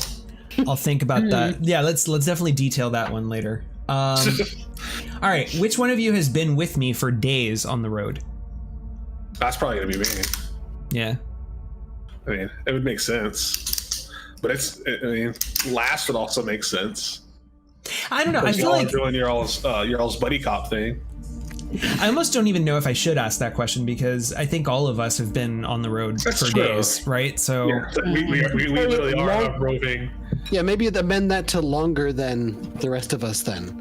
Like from a lot longer than like days which one would of be, you 'cause have we've been on a together. road trip We with ran me the road show the on my own? longest. Yeah. Road trip on my own. Awesome. I don't know. Let's skip that question. It's fine. Which one of you have I caught sometimes staring out at the horizon? Oh, that's definitely me. I was to say like that sounds like a last answer right there. Yeah. That relates that's to my character's actual real name in a really kind of cool way, but I don't want to reveal any of that right now. Nice. A So foreshadowing. yes, 1,000-yard stare over here. A train All right. spotter. So I got +3 with you. All right. Those are my questions. All right. And finally, we have Zeph/Rita. Alrighty, let's see. I have 2 questions, I guess. Mm-hmm. All right, which of you do I find most attractive? I mean, if you're asking me, there's a reason why I wear this transparent trench coat. I don't want to obstruct feel the like- view. I feel like just because of this reaction, you have to not pick last. Like last thinks he's the answer to this question, but I would love if like Rita is one of the few people who like Last's charms just have no effect on. I don't see Last as like trying to charm anyone though. Like they kind of come to him and he just doesn't give a He's shit. just That's sexy what and he people just thinks. like, I'm sexy Just a and I sexy don't know himbo. it. It's I actually also good. think this would be really funny if it was me. I was actually thinking like, maybe there's something about this weird. That is also really good. It's the attraction to the mystery. It's like what It's like, what is going on under there? dude? I mean, where everywhere? I just gotta know. I'm gonna find out one day. Oh god. I like it. Which one of you is my favorite? Me. Pick me. Okay. I mean, if you're asking me, of course, it's obvious. Awesome. Also, I just want to call out super quick. Palmer just gave us $1. Thank you so much, Palmer, for your Hey. 5 earlier, so appreciate you know, Thank it's you. like thank 6 you. or more by now. Oh, it's a colorful dollar. It's the Canadian color dollar. Yes, it's a Canadian yeah. dollar. From Canada. Hell yeah. It smells like Alright. maple syrup. I was gonna say, like, don't the dollars have the little maple syrup scratch and sniff? Like, that's really cool. I remember reading that they do. I don't know if that's true or not because it sounds very made up. It does, but I mean, like, there's also an $11.3 I million really wanna heist believe $11.3 million maple syrup heist that took place in Canada. So, like, anything Yes. is possible. So if I could nominate someone else, I think Oz is definitely your favorite because Oz's character owns and drives the truck. He does. He does drive the truck around. He makes sure we don't die in transit, which is really nice. And that's where your place is, you know. Yeah, and he shakes raiders off, you know. And I'm crazy. Crazy wheel man. Yeah. Yeah. I like it. I like that. I'm willing to take And everyone risks, else but is- never at the expense of one person. You know what I mean? Like, it's either all of us go down in a giant fireball of flames, or we come out alive. You do what you're gonna do. Mm-hmm. I'll live with it. All right. So for everybody else, Zeph, you're going to write HX +1. Yes. It is your business to see people clearly. Yeah, I like it. Yeah, okay, so everybody does this at the end. At the end, choose one of the characters with the highest HX on your sheet. Ask that player which of your stats is more interesting and highlight it. The MC, which is me, will have you highlight a second stat as well. All right. And this is to that encourage goes for someone else to everybody. use something that would be something you're more interested in seeing them employ, right? Because it's what you get to mark experience for Yes. using. Is that how it works? That's Essentially. kind of how it worked in Demi-Humans. Mm-hmm. Yeah, that's pretty much exactly how it works here. So to go over the stats that we have cool, which allows you to do something under fire. Hard, which allows you to go aggro, sucker someone, or do battle. Hot is seduce or manipulate. Sharp is reading a situation or reading a person. And weird involves opening your brain to the psychic maelstrom. Always a good time. So, Cliff, who do you have the most HX with? Can I go last because it's a tie? Yeah, that's fine. Jess, Yes. who do you have the most HX with? I have the most HX with Farley Cobra. Okay, Farley, pick a stat for Crossfade to highlight. Let's see. Well, you know what? I mean, it's the first session, so I think let's see what your weird looks like.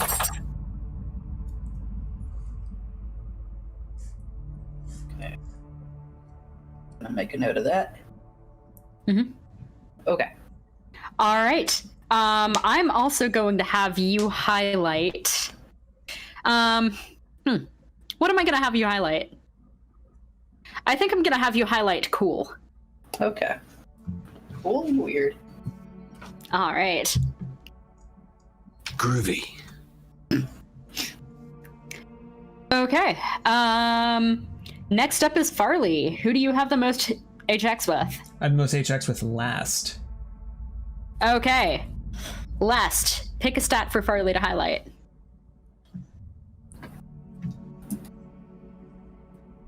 I think I'm gonna go with hot. Okay. Seduce or manipulate. All right.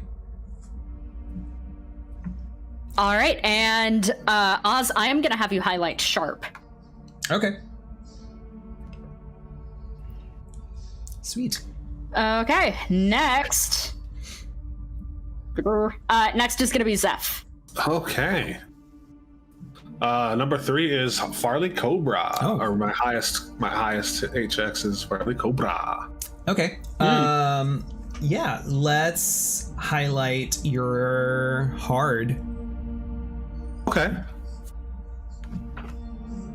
Okay. And I want to see you highlight hot. Yes. I get a bonus for stabbing people with hot. Nice. Nice. Nice. Okay, and finally last. Okay, so Last I'm but not -1 with least. everybody. Unless we now have someone who doesn't trust you, right? Or that you don't trust, right? Does anyone want to switch around to where I can't trust them? Man, Or maybe don't trust them. Maybe you can't trust me. Maybe I'm like too little and it freaks you out. Yeah, like they're endearing, but you're just like creeped out by them. Right. Like, it's not necessarily that you can't trust me, you just don't. You probably think I do trust you because I sleep near you, but I sleep near where you are because I can't trust you. You're so fucking weird, and I don't know what's going to happen next, and that's worth hanging around for. I just imagine he's like, I got my eye on you, and just passes out. It's just like, all right, well, ran out of gas there. Okay. I wonder if they'll slit my throat while I sleep. Let's find out. Life is full of mysteries. Oh my god. All right, so Last has no self-preservation instinct, and I am here for it. he doesn't have it. Never mind. I'm gonna reveal too much.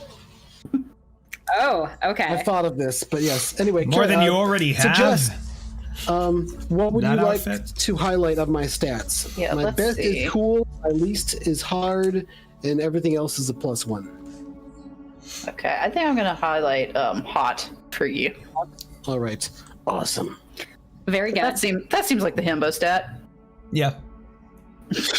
Yeah. I'm gonna have you highlight hard. Hot and hard. Oh yeah. Last. Two of my favorite things.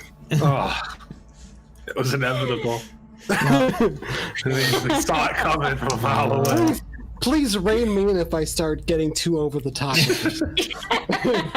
So far, I feel like everyone's just watching me just go nuts with this. I feel like over the top is kind of a necessity in apocalyptic media. Honestly. Yeah. Mm-hmm. It's Yeah. like you've reached that point, like that 80s hair metal kind of vibe, where it's just like, I am virility in human form. Yeah. Oh god. But it comes out like Johnny Bravo, and it's great. All right. Now we're gonna find him a mirror, and he'll be dazzled for days. If you need to keep him occupied ever, just like sit him in the back corner with a mirror. He starts trying to fight his Just sit there like, reflection. oh, hello, handsome. Hello there. Or if I just- You'd be thinking of that, but when you look back, he's just like giving himself a new tattoo. Oh, man. Where This did is that- so Where did convenient. that other incredibly sexy man come from? What is he doing here? Oh man, I love it. Oh my god. All right. So I think that kind of Yeah, kind of covers what we need to do with the playbooks and everything.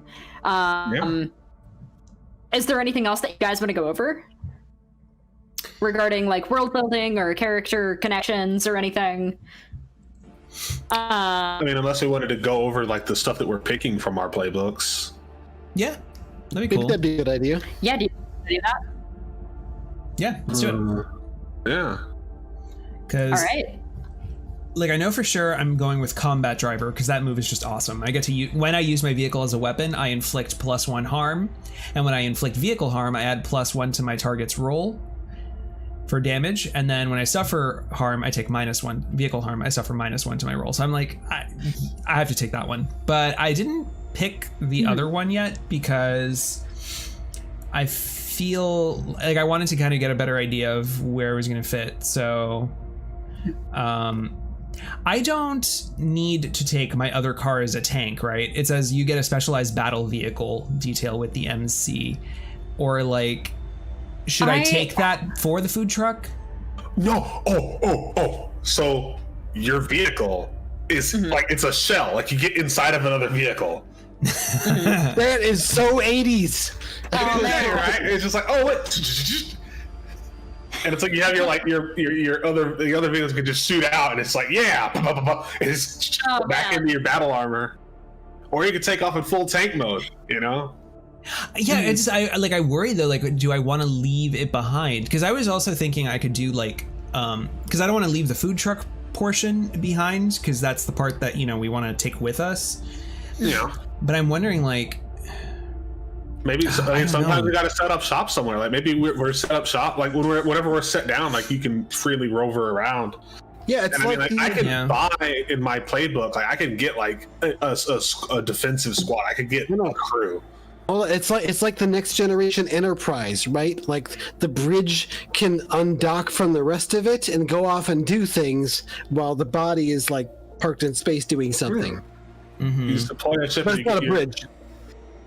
Like all the important food stuff and the hydroponics and stuff stays there, but like some smaller vehicle can, if needed, undock and go rove around and fight. You can detach like the truck part from the trailer. And... Oh right, it's a trailer thing. Yeah. So then I don't need to take my other car as a tank. The food truck is already a tank. So all right. So so I'm looking at either eye on the door, so I can name my escape route, or weather eye. So when I open my brain to the world psychic maelstrom, I roll cool instead of weird. So I guess I just basically have a better idea of like what the weather pattern and like the the insanity is. I personally like the escape one. I think so too. It sounds like a really good thing to have. Escape was really cool. Yeah. But it's your character, so Yeah. I could also take reputation, which is like to see if anyone's heard of me. I can kind of designate what they've heard. But I don't know. I don't think I really need that. I'm kind of with just being kind of like your support driver, man. I feel like we have lots of big personalities around a whole lot. I would probably go with something other than reputation. Yeah. All right. So then I'll go with eye on the door. For escaping stuff. All right.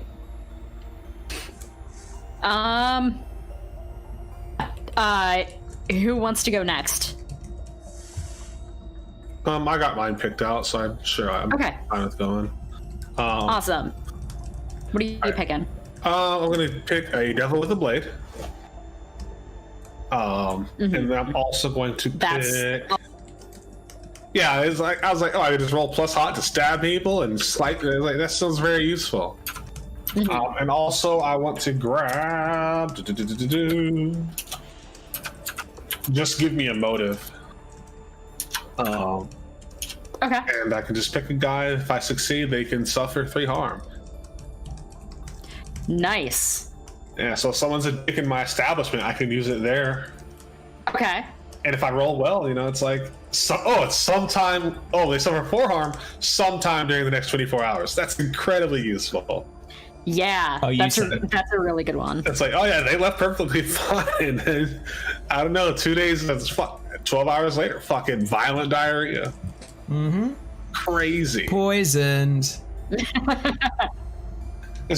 We told you not to get the sloppy Bob. I told you not to get the sloppy Bob. Listen.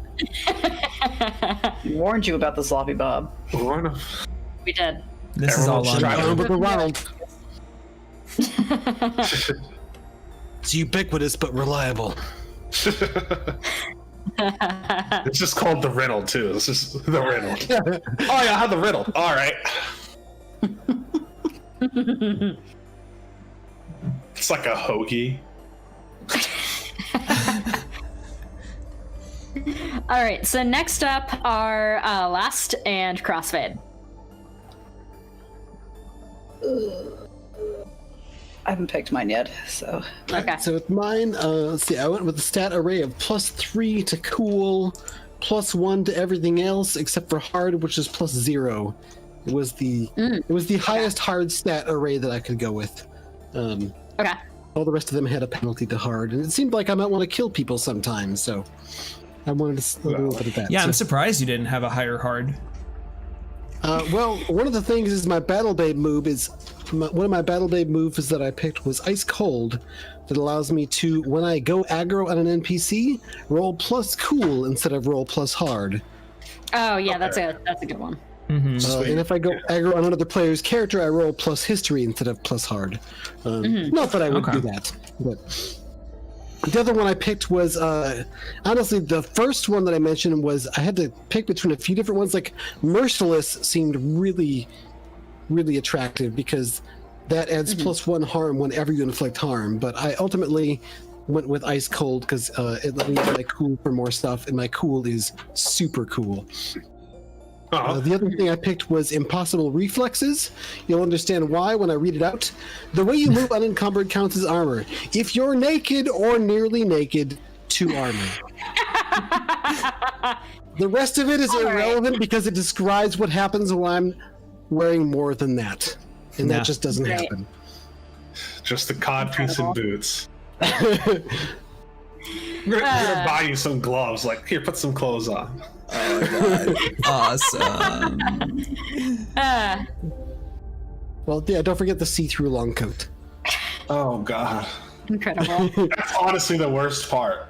Because like, you're gonna fart. God. Like a gig gap I both love and hate this character so much at the same time. Like, it's so over the top. It's just like, man, this is egregious and borderline heinous. But it's just like, it's kind of funny.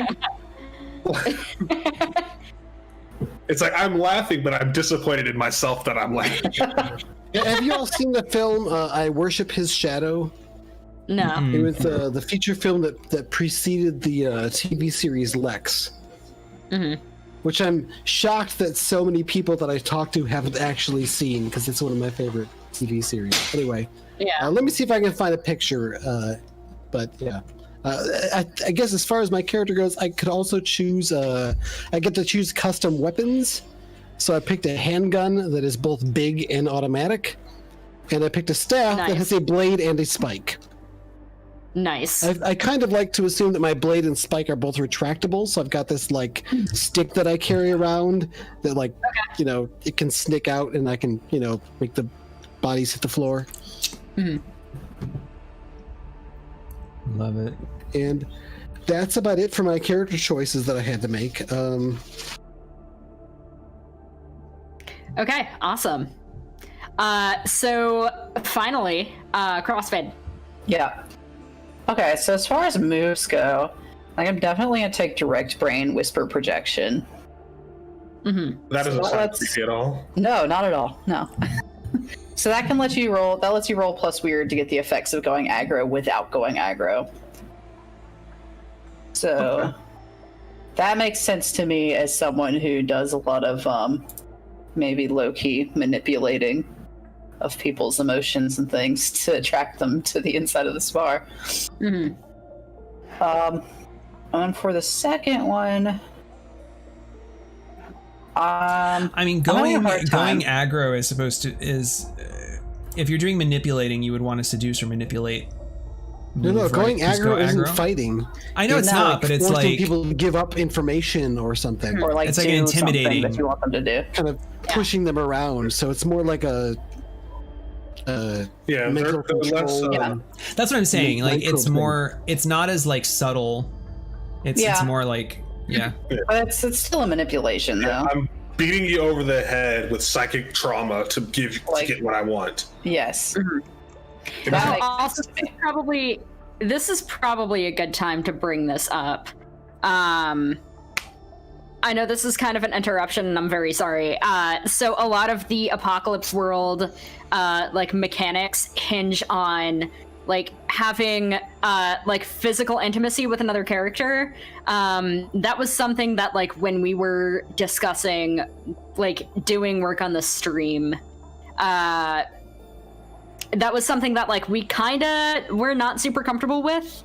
So we replaced a lot of the like, you know, when you have sex with someone or whatever, with when you let loose with another character. And, you know, basically you're sharing a moment with them, you're seeing them like letting their guard down or something. And I bring that up now because a lot of the Brainer moves are based around that original mechanic. Yeah. So yeah, if we want to go with our revised version, basically, that's something that we can do. Yeah, that might just have to be something that me and you talk about more to see what that's gonna look like. Because like most of these moves are based on. It's a lot. Yeah. That's fine. Yeah, I don't mind. Yeah, that's making it difficult for me to choose moves because I'm not sure exactly what they're going to look like. I know. I understand that. Yeah, I mean, I don't mind discussing that like privately later. Yeah. That's fine. If anybody, and also like if anybody wants to discuss like character creation stuff with me one-on-one after this stream is finished, that's also fine. Just let me know. Okay. Alrighty. Yeah, let's do that instead of having me sit here and like bumble my way through trying to that's figure out fine. what these moves are going to look like. That's totally okay. We don't have we don't have to have like everything nailed down immediately. Cool. All right. Yes, so the only other thing that I can think of to work on right now is Zeph, do you want to choose some things about your establishment? Yeah, I want to do that. I also want to revise my moves that I chose. I want to grab everybody, even that guy. Okay. Just partially because the character sheet is more intuitive for that one than the other one. Because like rolling plus history isn't in the moves, it's in the thing, so I'd have to manually roll every time, and I don't want to do that. And plus, everybody eats, even that guy gives us just another outlet for getting information and stuff like that. So I think that's useful in the long term. Anyway. All right. Establishment would be main attraction is obviously going to be drinks. With the two side attractions being easy food and actually no, lots of food. Okay. And what was it? Music. Mm-hmm. Yeah, I think that was all. I think that was already kind of defined. Yeah. Mm-hmm. What's the name of the establishment? Like, what is our food truck called? Carnival. Okay. Because we're like a roaming carnival. I like it. It was gonna just be Rita's, but I was like, we gotta get this whole carnival vibe. We've got Mr. Meat over here. We've got the weirdo. Got the freak show in the back. Yeah, we got the freak show. We got the weirdo. It was like, yeah, we got everything. It's like, oh yeah. Jesus Christ. See, carnival. That's carnival material right there. That's awesome. This is when people go to carnival. I drive the carnival. Yes. You drive the carnival, and it's a free pun. It's so versatile. Mm-hmm. He's so good. It's great. I love it. It's good.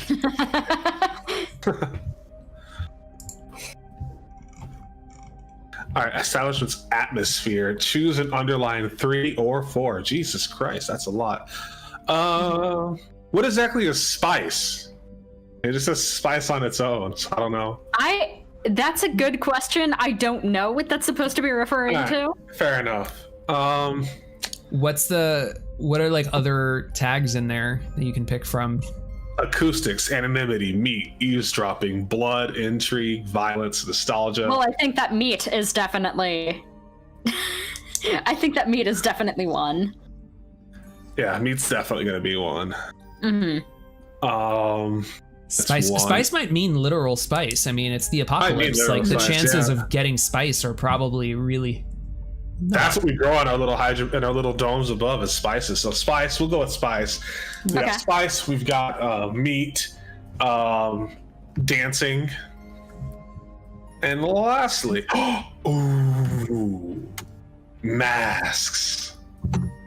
Nice. I think it could be a fun little touch. Everyone has like weird little masks they put on when they come to the carnival. I love it. I love it. What if spice itself is a genetically engineered, only growable on Mars, very special super variation of saffron? Oh. For those of you who don't know, it's like one of the most valuable spices on Earth now because you have to grow these plants that take a long ass time and one flower per plant basically, and then you pick the 3 little, I think there's the stamen or something like little fibers off, you get 3 little fibers off of each flower that you grow. Mm-hmm. That's what the spices are. That's why it's so expensive. And that's why you just do saffron or turmeric and paprika. Yeah. But for the really expensive dish, you'll bust out the spice. Like everyone knows that the place Well, for the the Martian spice. variation has but special nobody can- properties, right? Yeah. Maybe there's an option on the menu to like. What kind of special properties? What kind of special Psychedelic properties does it have? Psychedelic properties to go with the psychedelic TJ. Yeah. Good. Calm down, Maud. Jess, what were you gonna say? I was gonna say maybe there's an option on the menu to make any like menu item extra spicy. Spice Yeah. it up. Or, That's what it is. Like, spice it up. Yeah. hey, Spice up your life. or it's like it's just kind of handled like a drug deal. It's like, can I get that extra spicy? Yeah. Yeah. I don't know. You got the tabs? Yeah, I got the yeah. Is it like actually extra spice, like actually like hot spicy? Because I'm thinking, I want it to be. yeah. So it's like Why not? that. Yeah, it's like that episode where Homer Simpson eats the like really hot chili, and then he goes on like a wild acid trip into the desert. Yeah, you go on a spirit journey. Yes. You're gonna see your creator.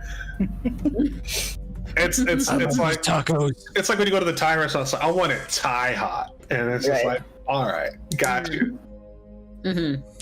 And they look at you, and you're like, "You're not Thai," and they give it to you medium instead. And it's still too hot. They don't want the spice. It's like, you don't want the spice. You don't know what you want. You only think you want the spice.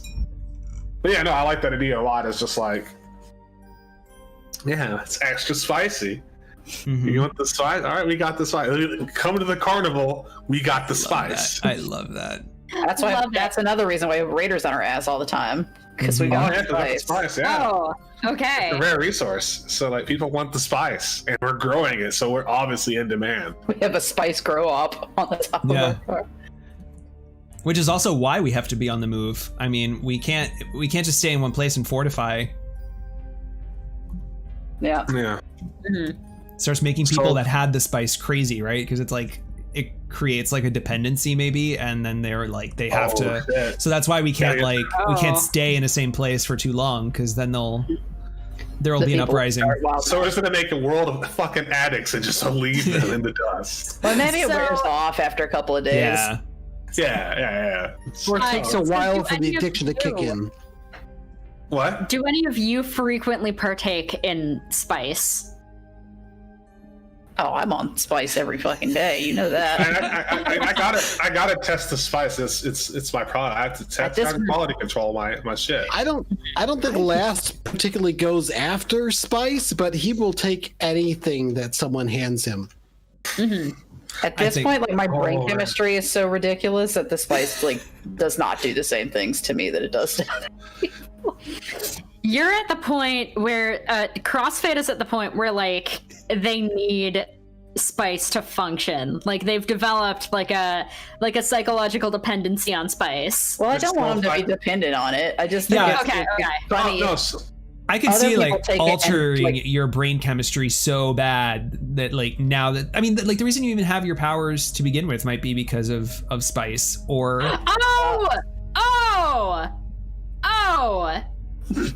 That's cool. I have another idea for that. I was just Okay. saying, one of the spice Ooh. just makes All right. things, like the spice is what calms things down. It's like I can Right.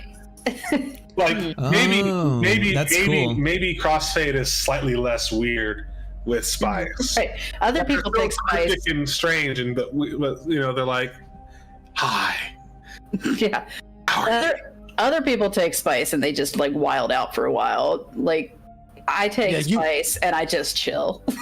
'Cause Yeah, you that's really- my weird psychic brain is just wired completely differently and I it love doesn't do that. the same things I to dig me. it. So it's like Yeah. what coffee You don't does want to be around Crossfade when they're on spice, right? It's fucking creepy. They're all It's- calm and serene. It just isn't right. They use polite greetings. I hate it. That's how he found out their name was Crossfade. It's always just been like the strange one. And it's just like, get them some spice, like, my name is Crossfade. Oh! They How are you? speak and they have a name. Amazing. Great. And for the security, I was thinking a convenient shotgun. Mhm. It's always useful to have. And the secrecy, passwords, code signals, invites only, vouching, etc. which comes in lieu with the mask. So it's like the people that come in are people that we typically trust or are adjacent to someone that we do trust. So that's why we give them a mask. And plus, it also coincides with like the coyote kind of stuff that we might do. You can't fucking find the person you're looking for if everyone's wearing fucking masks.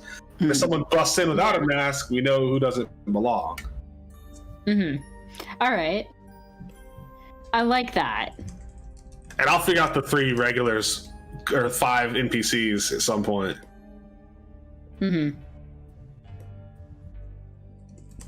The regulars are like roving groupies, like they follow us along, and they do their business. They can do their business on the road along with us, or whatever. It's tied to that, but like they travel from town to town along with us. That's actually kind of neat to have that. Maybe they're performers. They're the carnival performers, like a circus Yes. troupe Yeah, it's like a little circus troupe following us around everywhere, and it's just like they're just here for the spice. in their little van.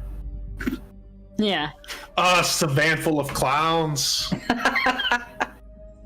We stop and like 50 of them pour out, and it's just like, "Hi guys, we just came for some spice." You followed us for 45 miles. We watched you.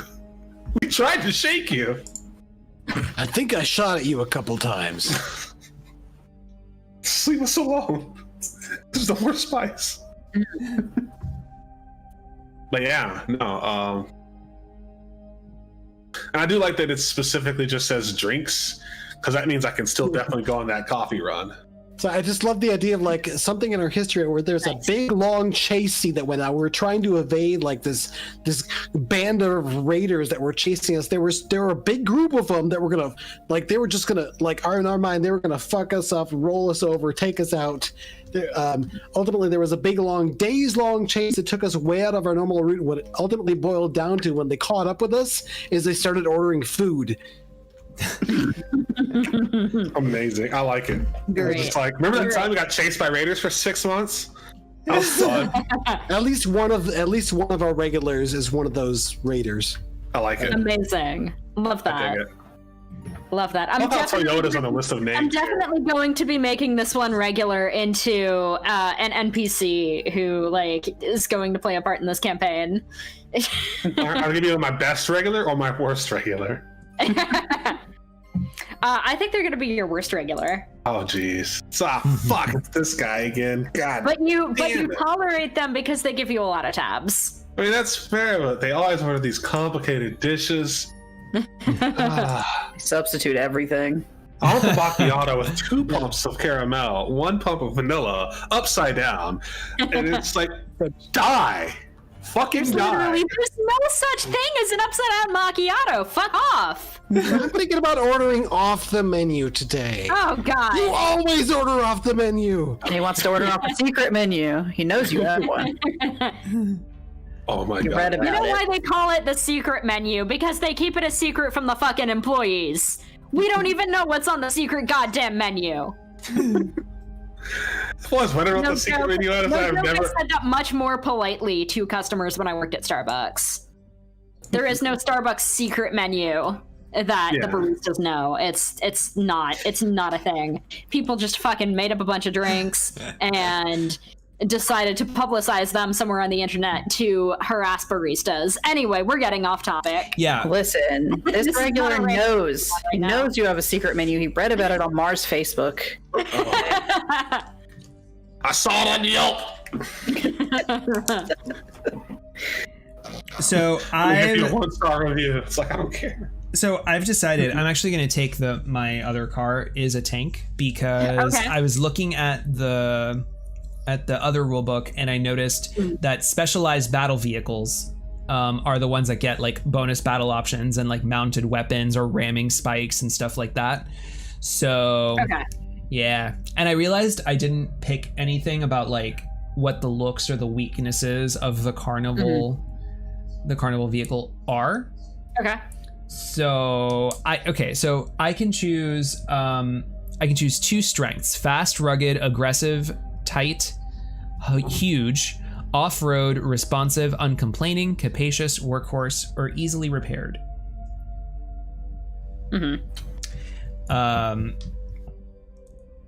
I like the idea of easily repaired, so you could just be chilling and it's like, damn thing's busted again. And just be like, bonk, and it just starts working. It's like, or maybe it has some kind of auto repair mechanism. It's got some little replicating nanobots. I mean, I kind of wanted to like actually just be the one doing the repairs while everyone is having like fun or while the business is going. Like I'm doing the I'm the one that's actually repairing it. All right. But anyway, so there's that. Then there's looks. I can choose one or two of these. And you all let me know, what does the carnival look like? I think really, Zeph, you should be the one picking this because this is your business. I've got sleek, vintage, pristine, powerful, luxe, flashy, muscular, quirky, pretty, handcrafted, spikes and plates, garish. And this is for your other vehicle? No, this is for the carnival. Oh, my other vehicle will be like something this else. I'll probably pick like a bike or something. Wow, that's a lot of descriptors. Hold on, let me just go to the driver's playbook here. That's good. That's a lot of actions that you went through. I'm not trying to like upstage or overshadow you or anything, but I think it's got to be Lux. I think that Lux has to be one of the true descriptors on it. Okay. It just, I mean, that just feels like. Yeah, I mean, that's fair. Mm. It's got like this just Bugatti kind of vibe. Yeah, it's like a Bugatti that's like the size of a fucking Peterbilt. You know, like 18-wheeler truck. Yeah, and I can see that because I mean, it seems like we have a pretty lucrative business, especially when it comes to like tabs with the spice and the food and like the bounties and stuff. So yeah, Lux for sure, but then let's make it like either muscular or spikes and plates or something like. I think that should be your flavor choice, right? Like the looks kind of implies the interior and everything like that. And like just a tone to it, but like the flavor, you know, I think that it's your vehicle. Mm-hmm. Yeah. I'll probably go with like. Yeah, I'll go with spikes and plates. Hell yeah. That's what I was really hoping you were gonna go with. You should have just said so. I wanted you to make the choice. I feel like we driving, you know, all of the. If you'll excuse my pun, I don't want to be the one who's driving all of the, you know, design choices here. Mm-hmm. Fair. Yeah, I feel like we're just gonna be driving a giant fucking blue shell, and basically, then we just set up shop, and it's just like, all right, here we are.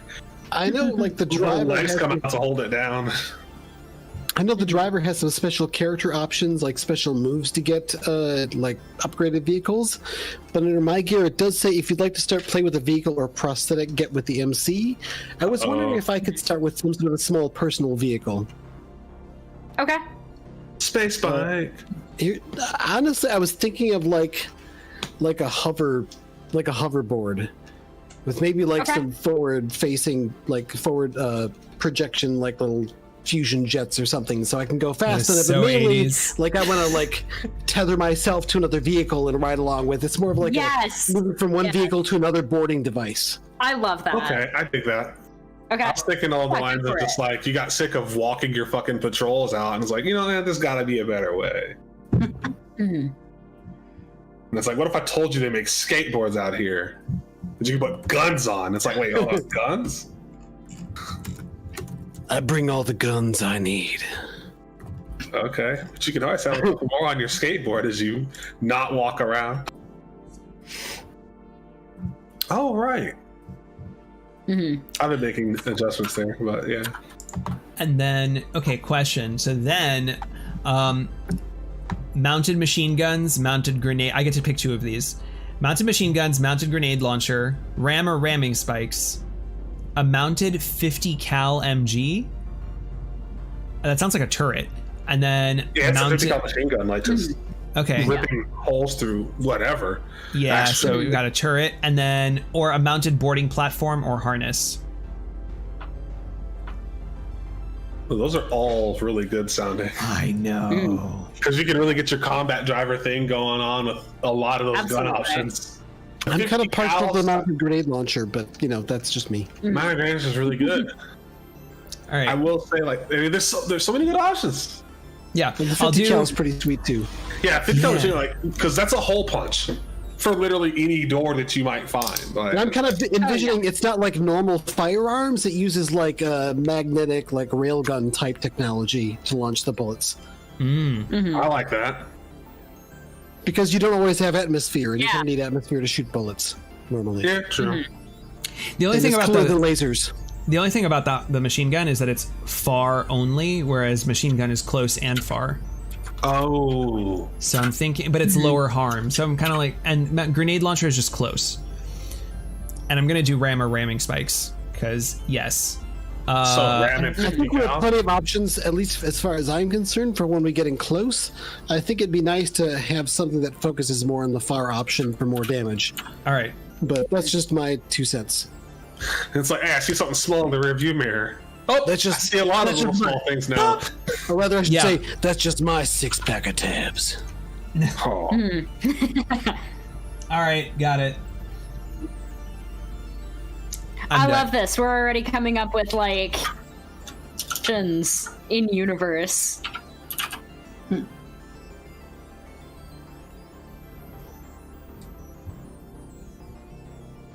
right. I'm gonna write all that down.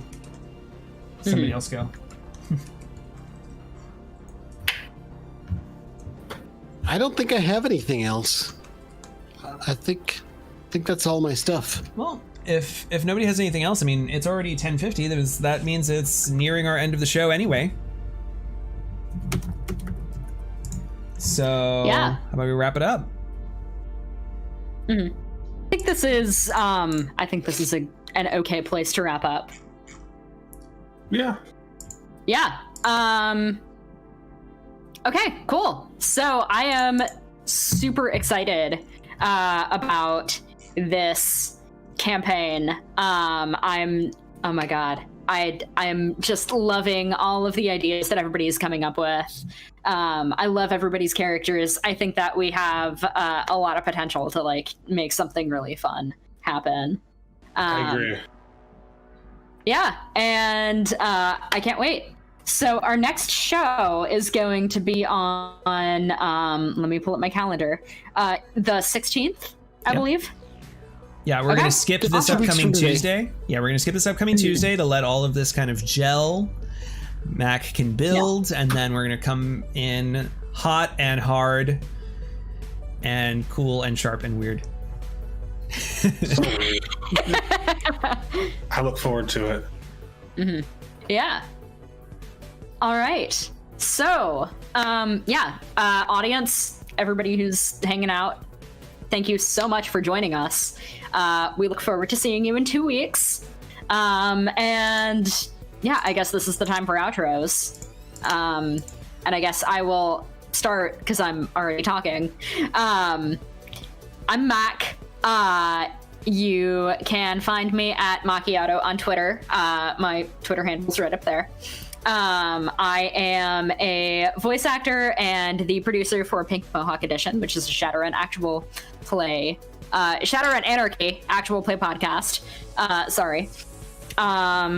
And yeah, I do a whole lot of voiceover stuff. I stream sometimes on Twitch. Pretty much anything I'm doing, I announce on my Twitter, so follow me there. Yeah. Who wants to go next? Zeph, go. I'm gonna. Oh, okay. Oh, Alright. no, stuff. All right. Go. All right. Yeah, I'm Zeph, ZFade Online. That's my Twitter and everything else like that. I'm pretty much only on Twitter right now, I think. And you can follow me there. I did want to plug Swordsfall. It's worked on by a guy, Brandon. Really cool Afropunk sci-fi kind of world. Fantastic. He's got a free thing going on, I think, on Amazon Unlimited for one of his books. And I think he's got a new Kickstarter coming up.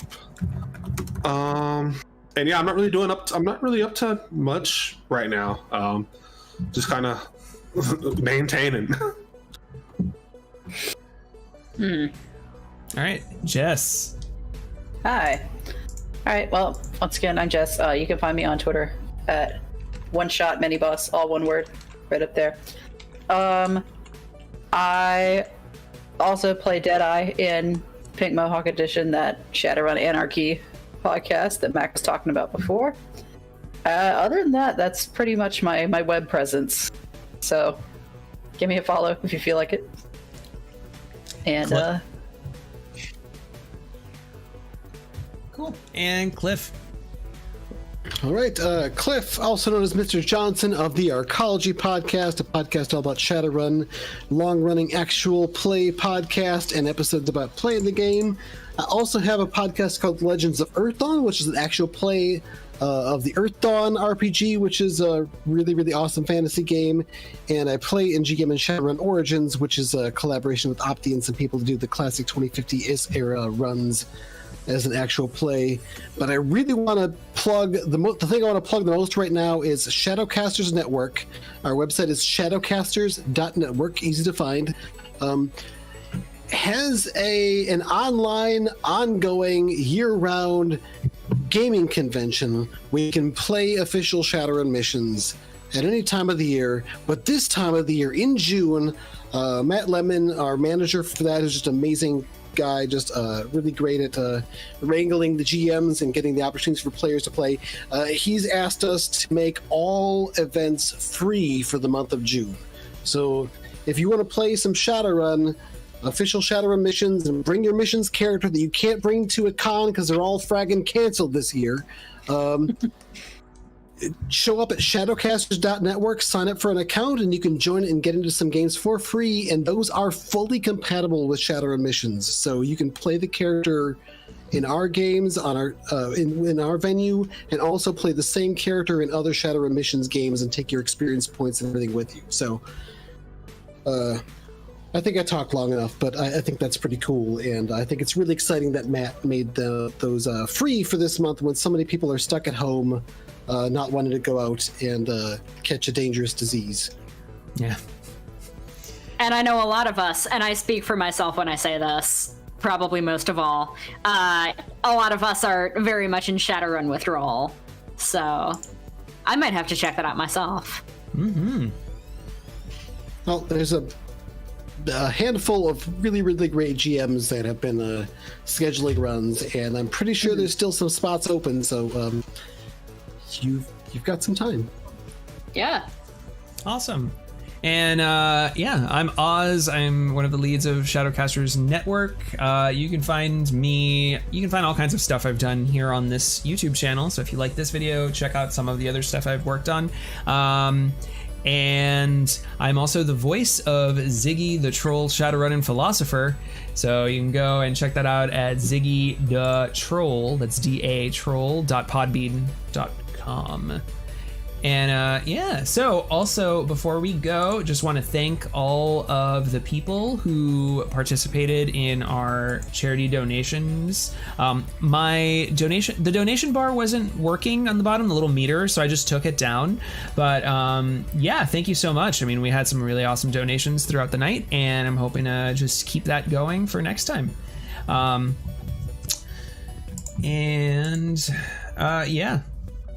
So I think with that, come check us out on June 16th, Tuesday at 8 p.m. Eastern time. And we'll see you for Apocalypse World.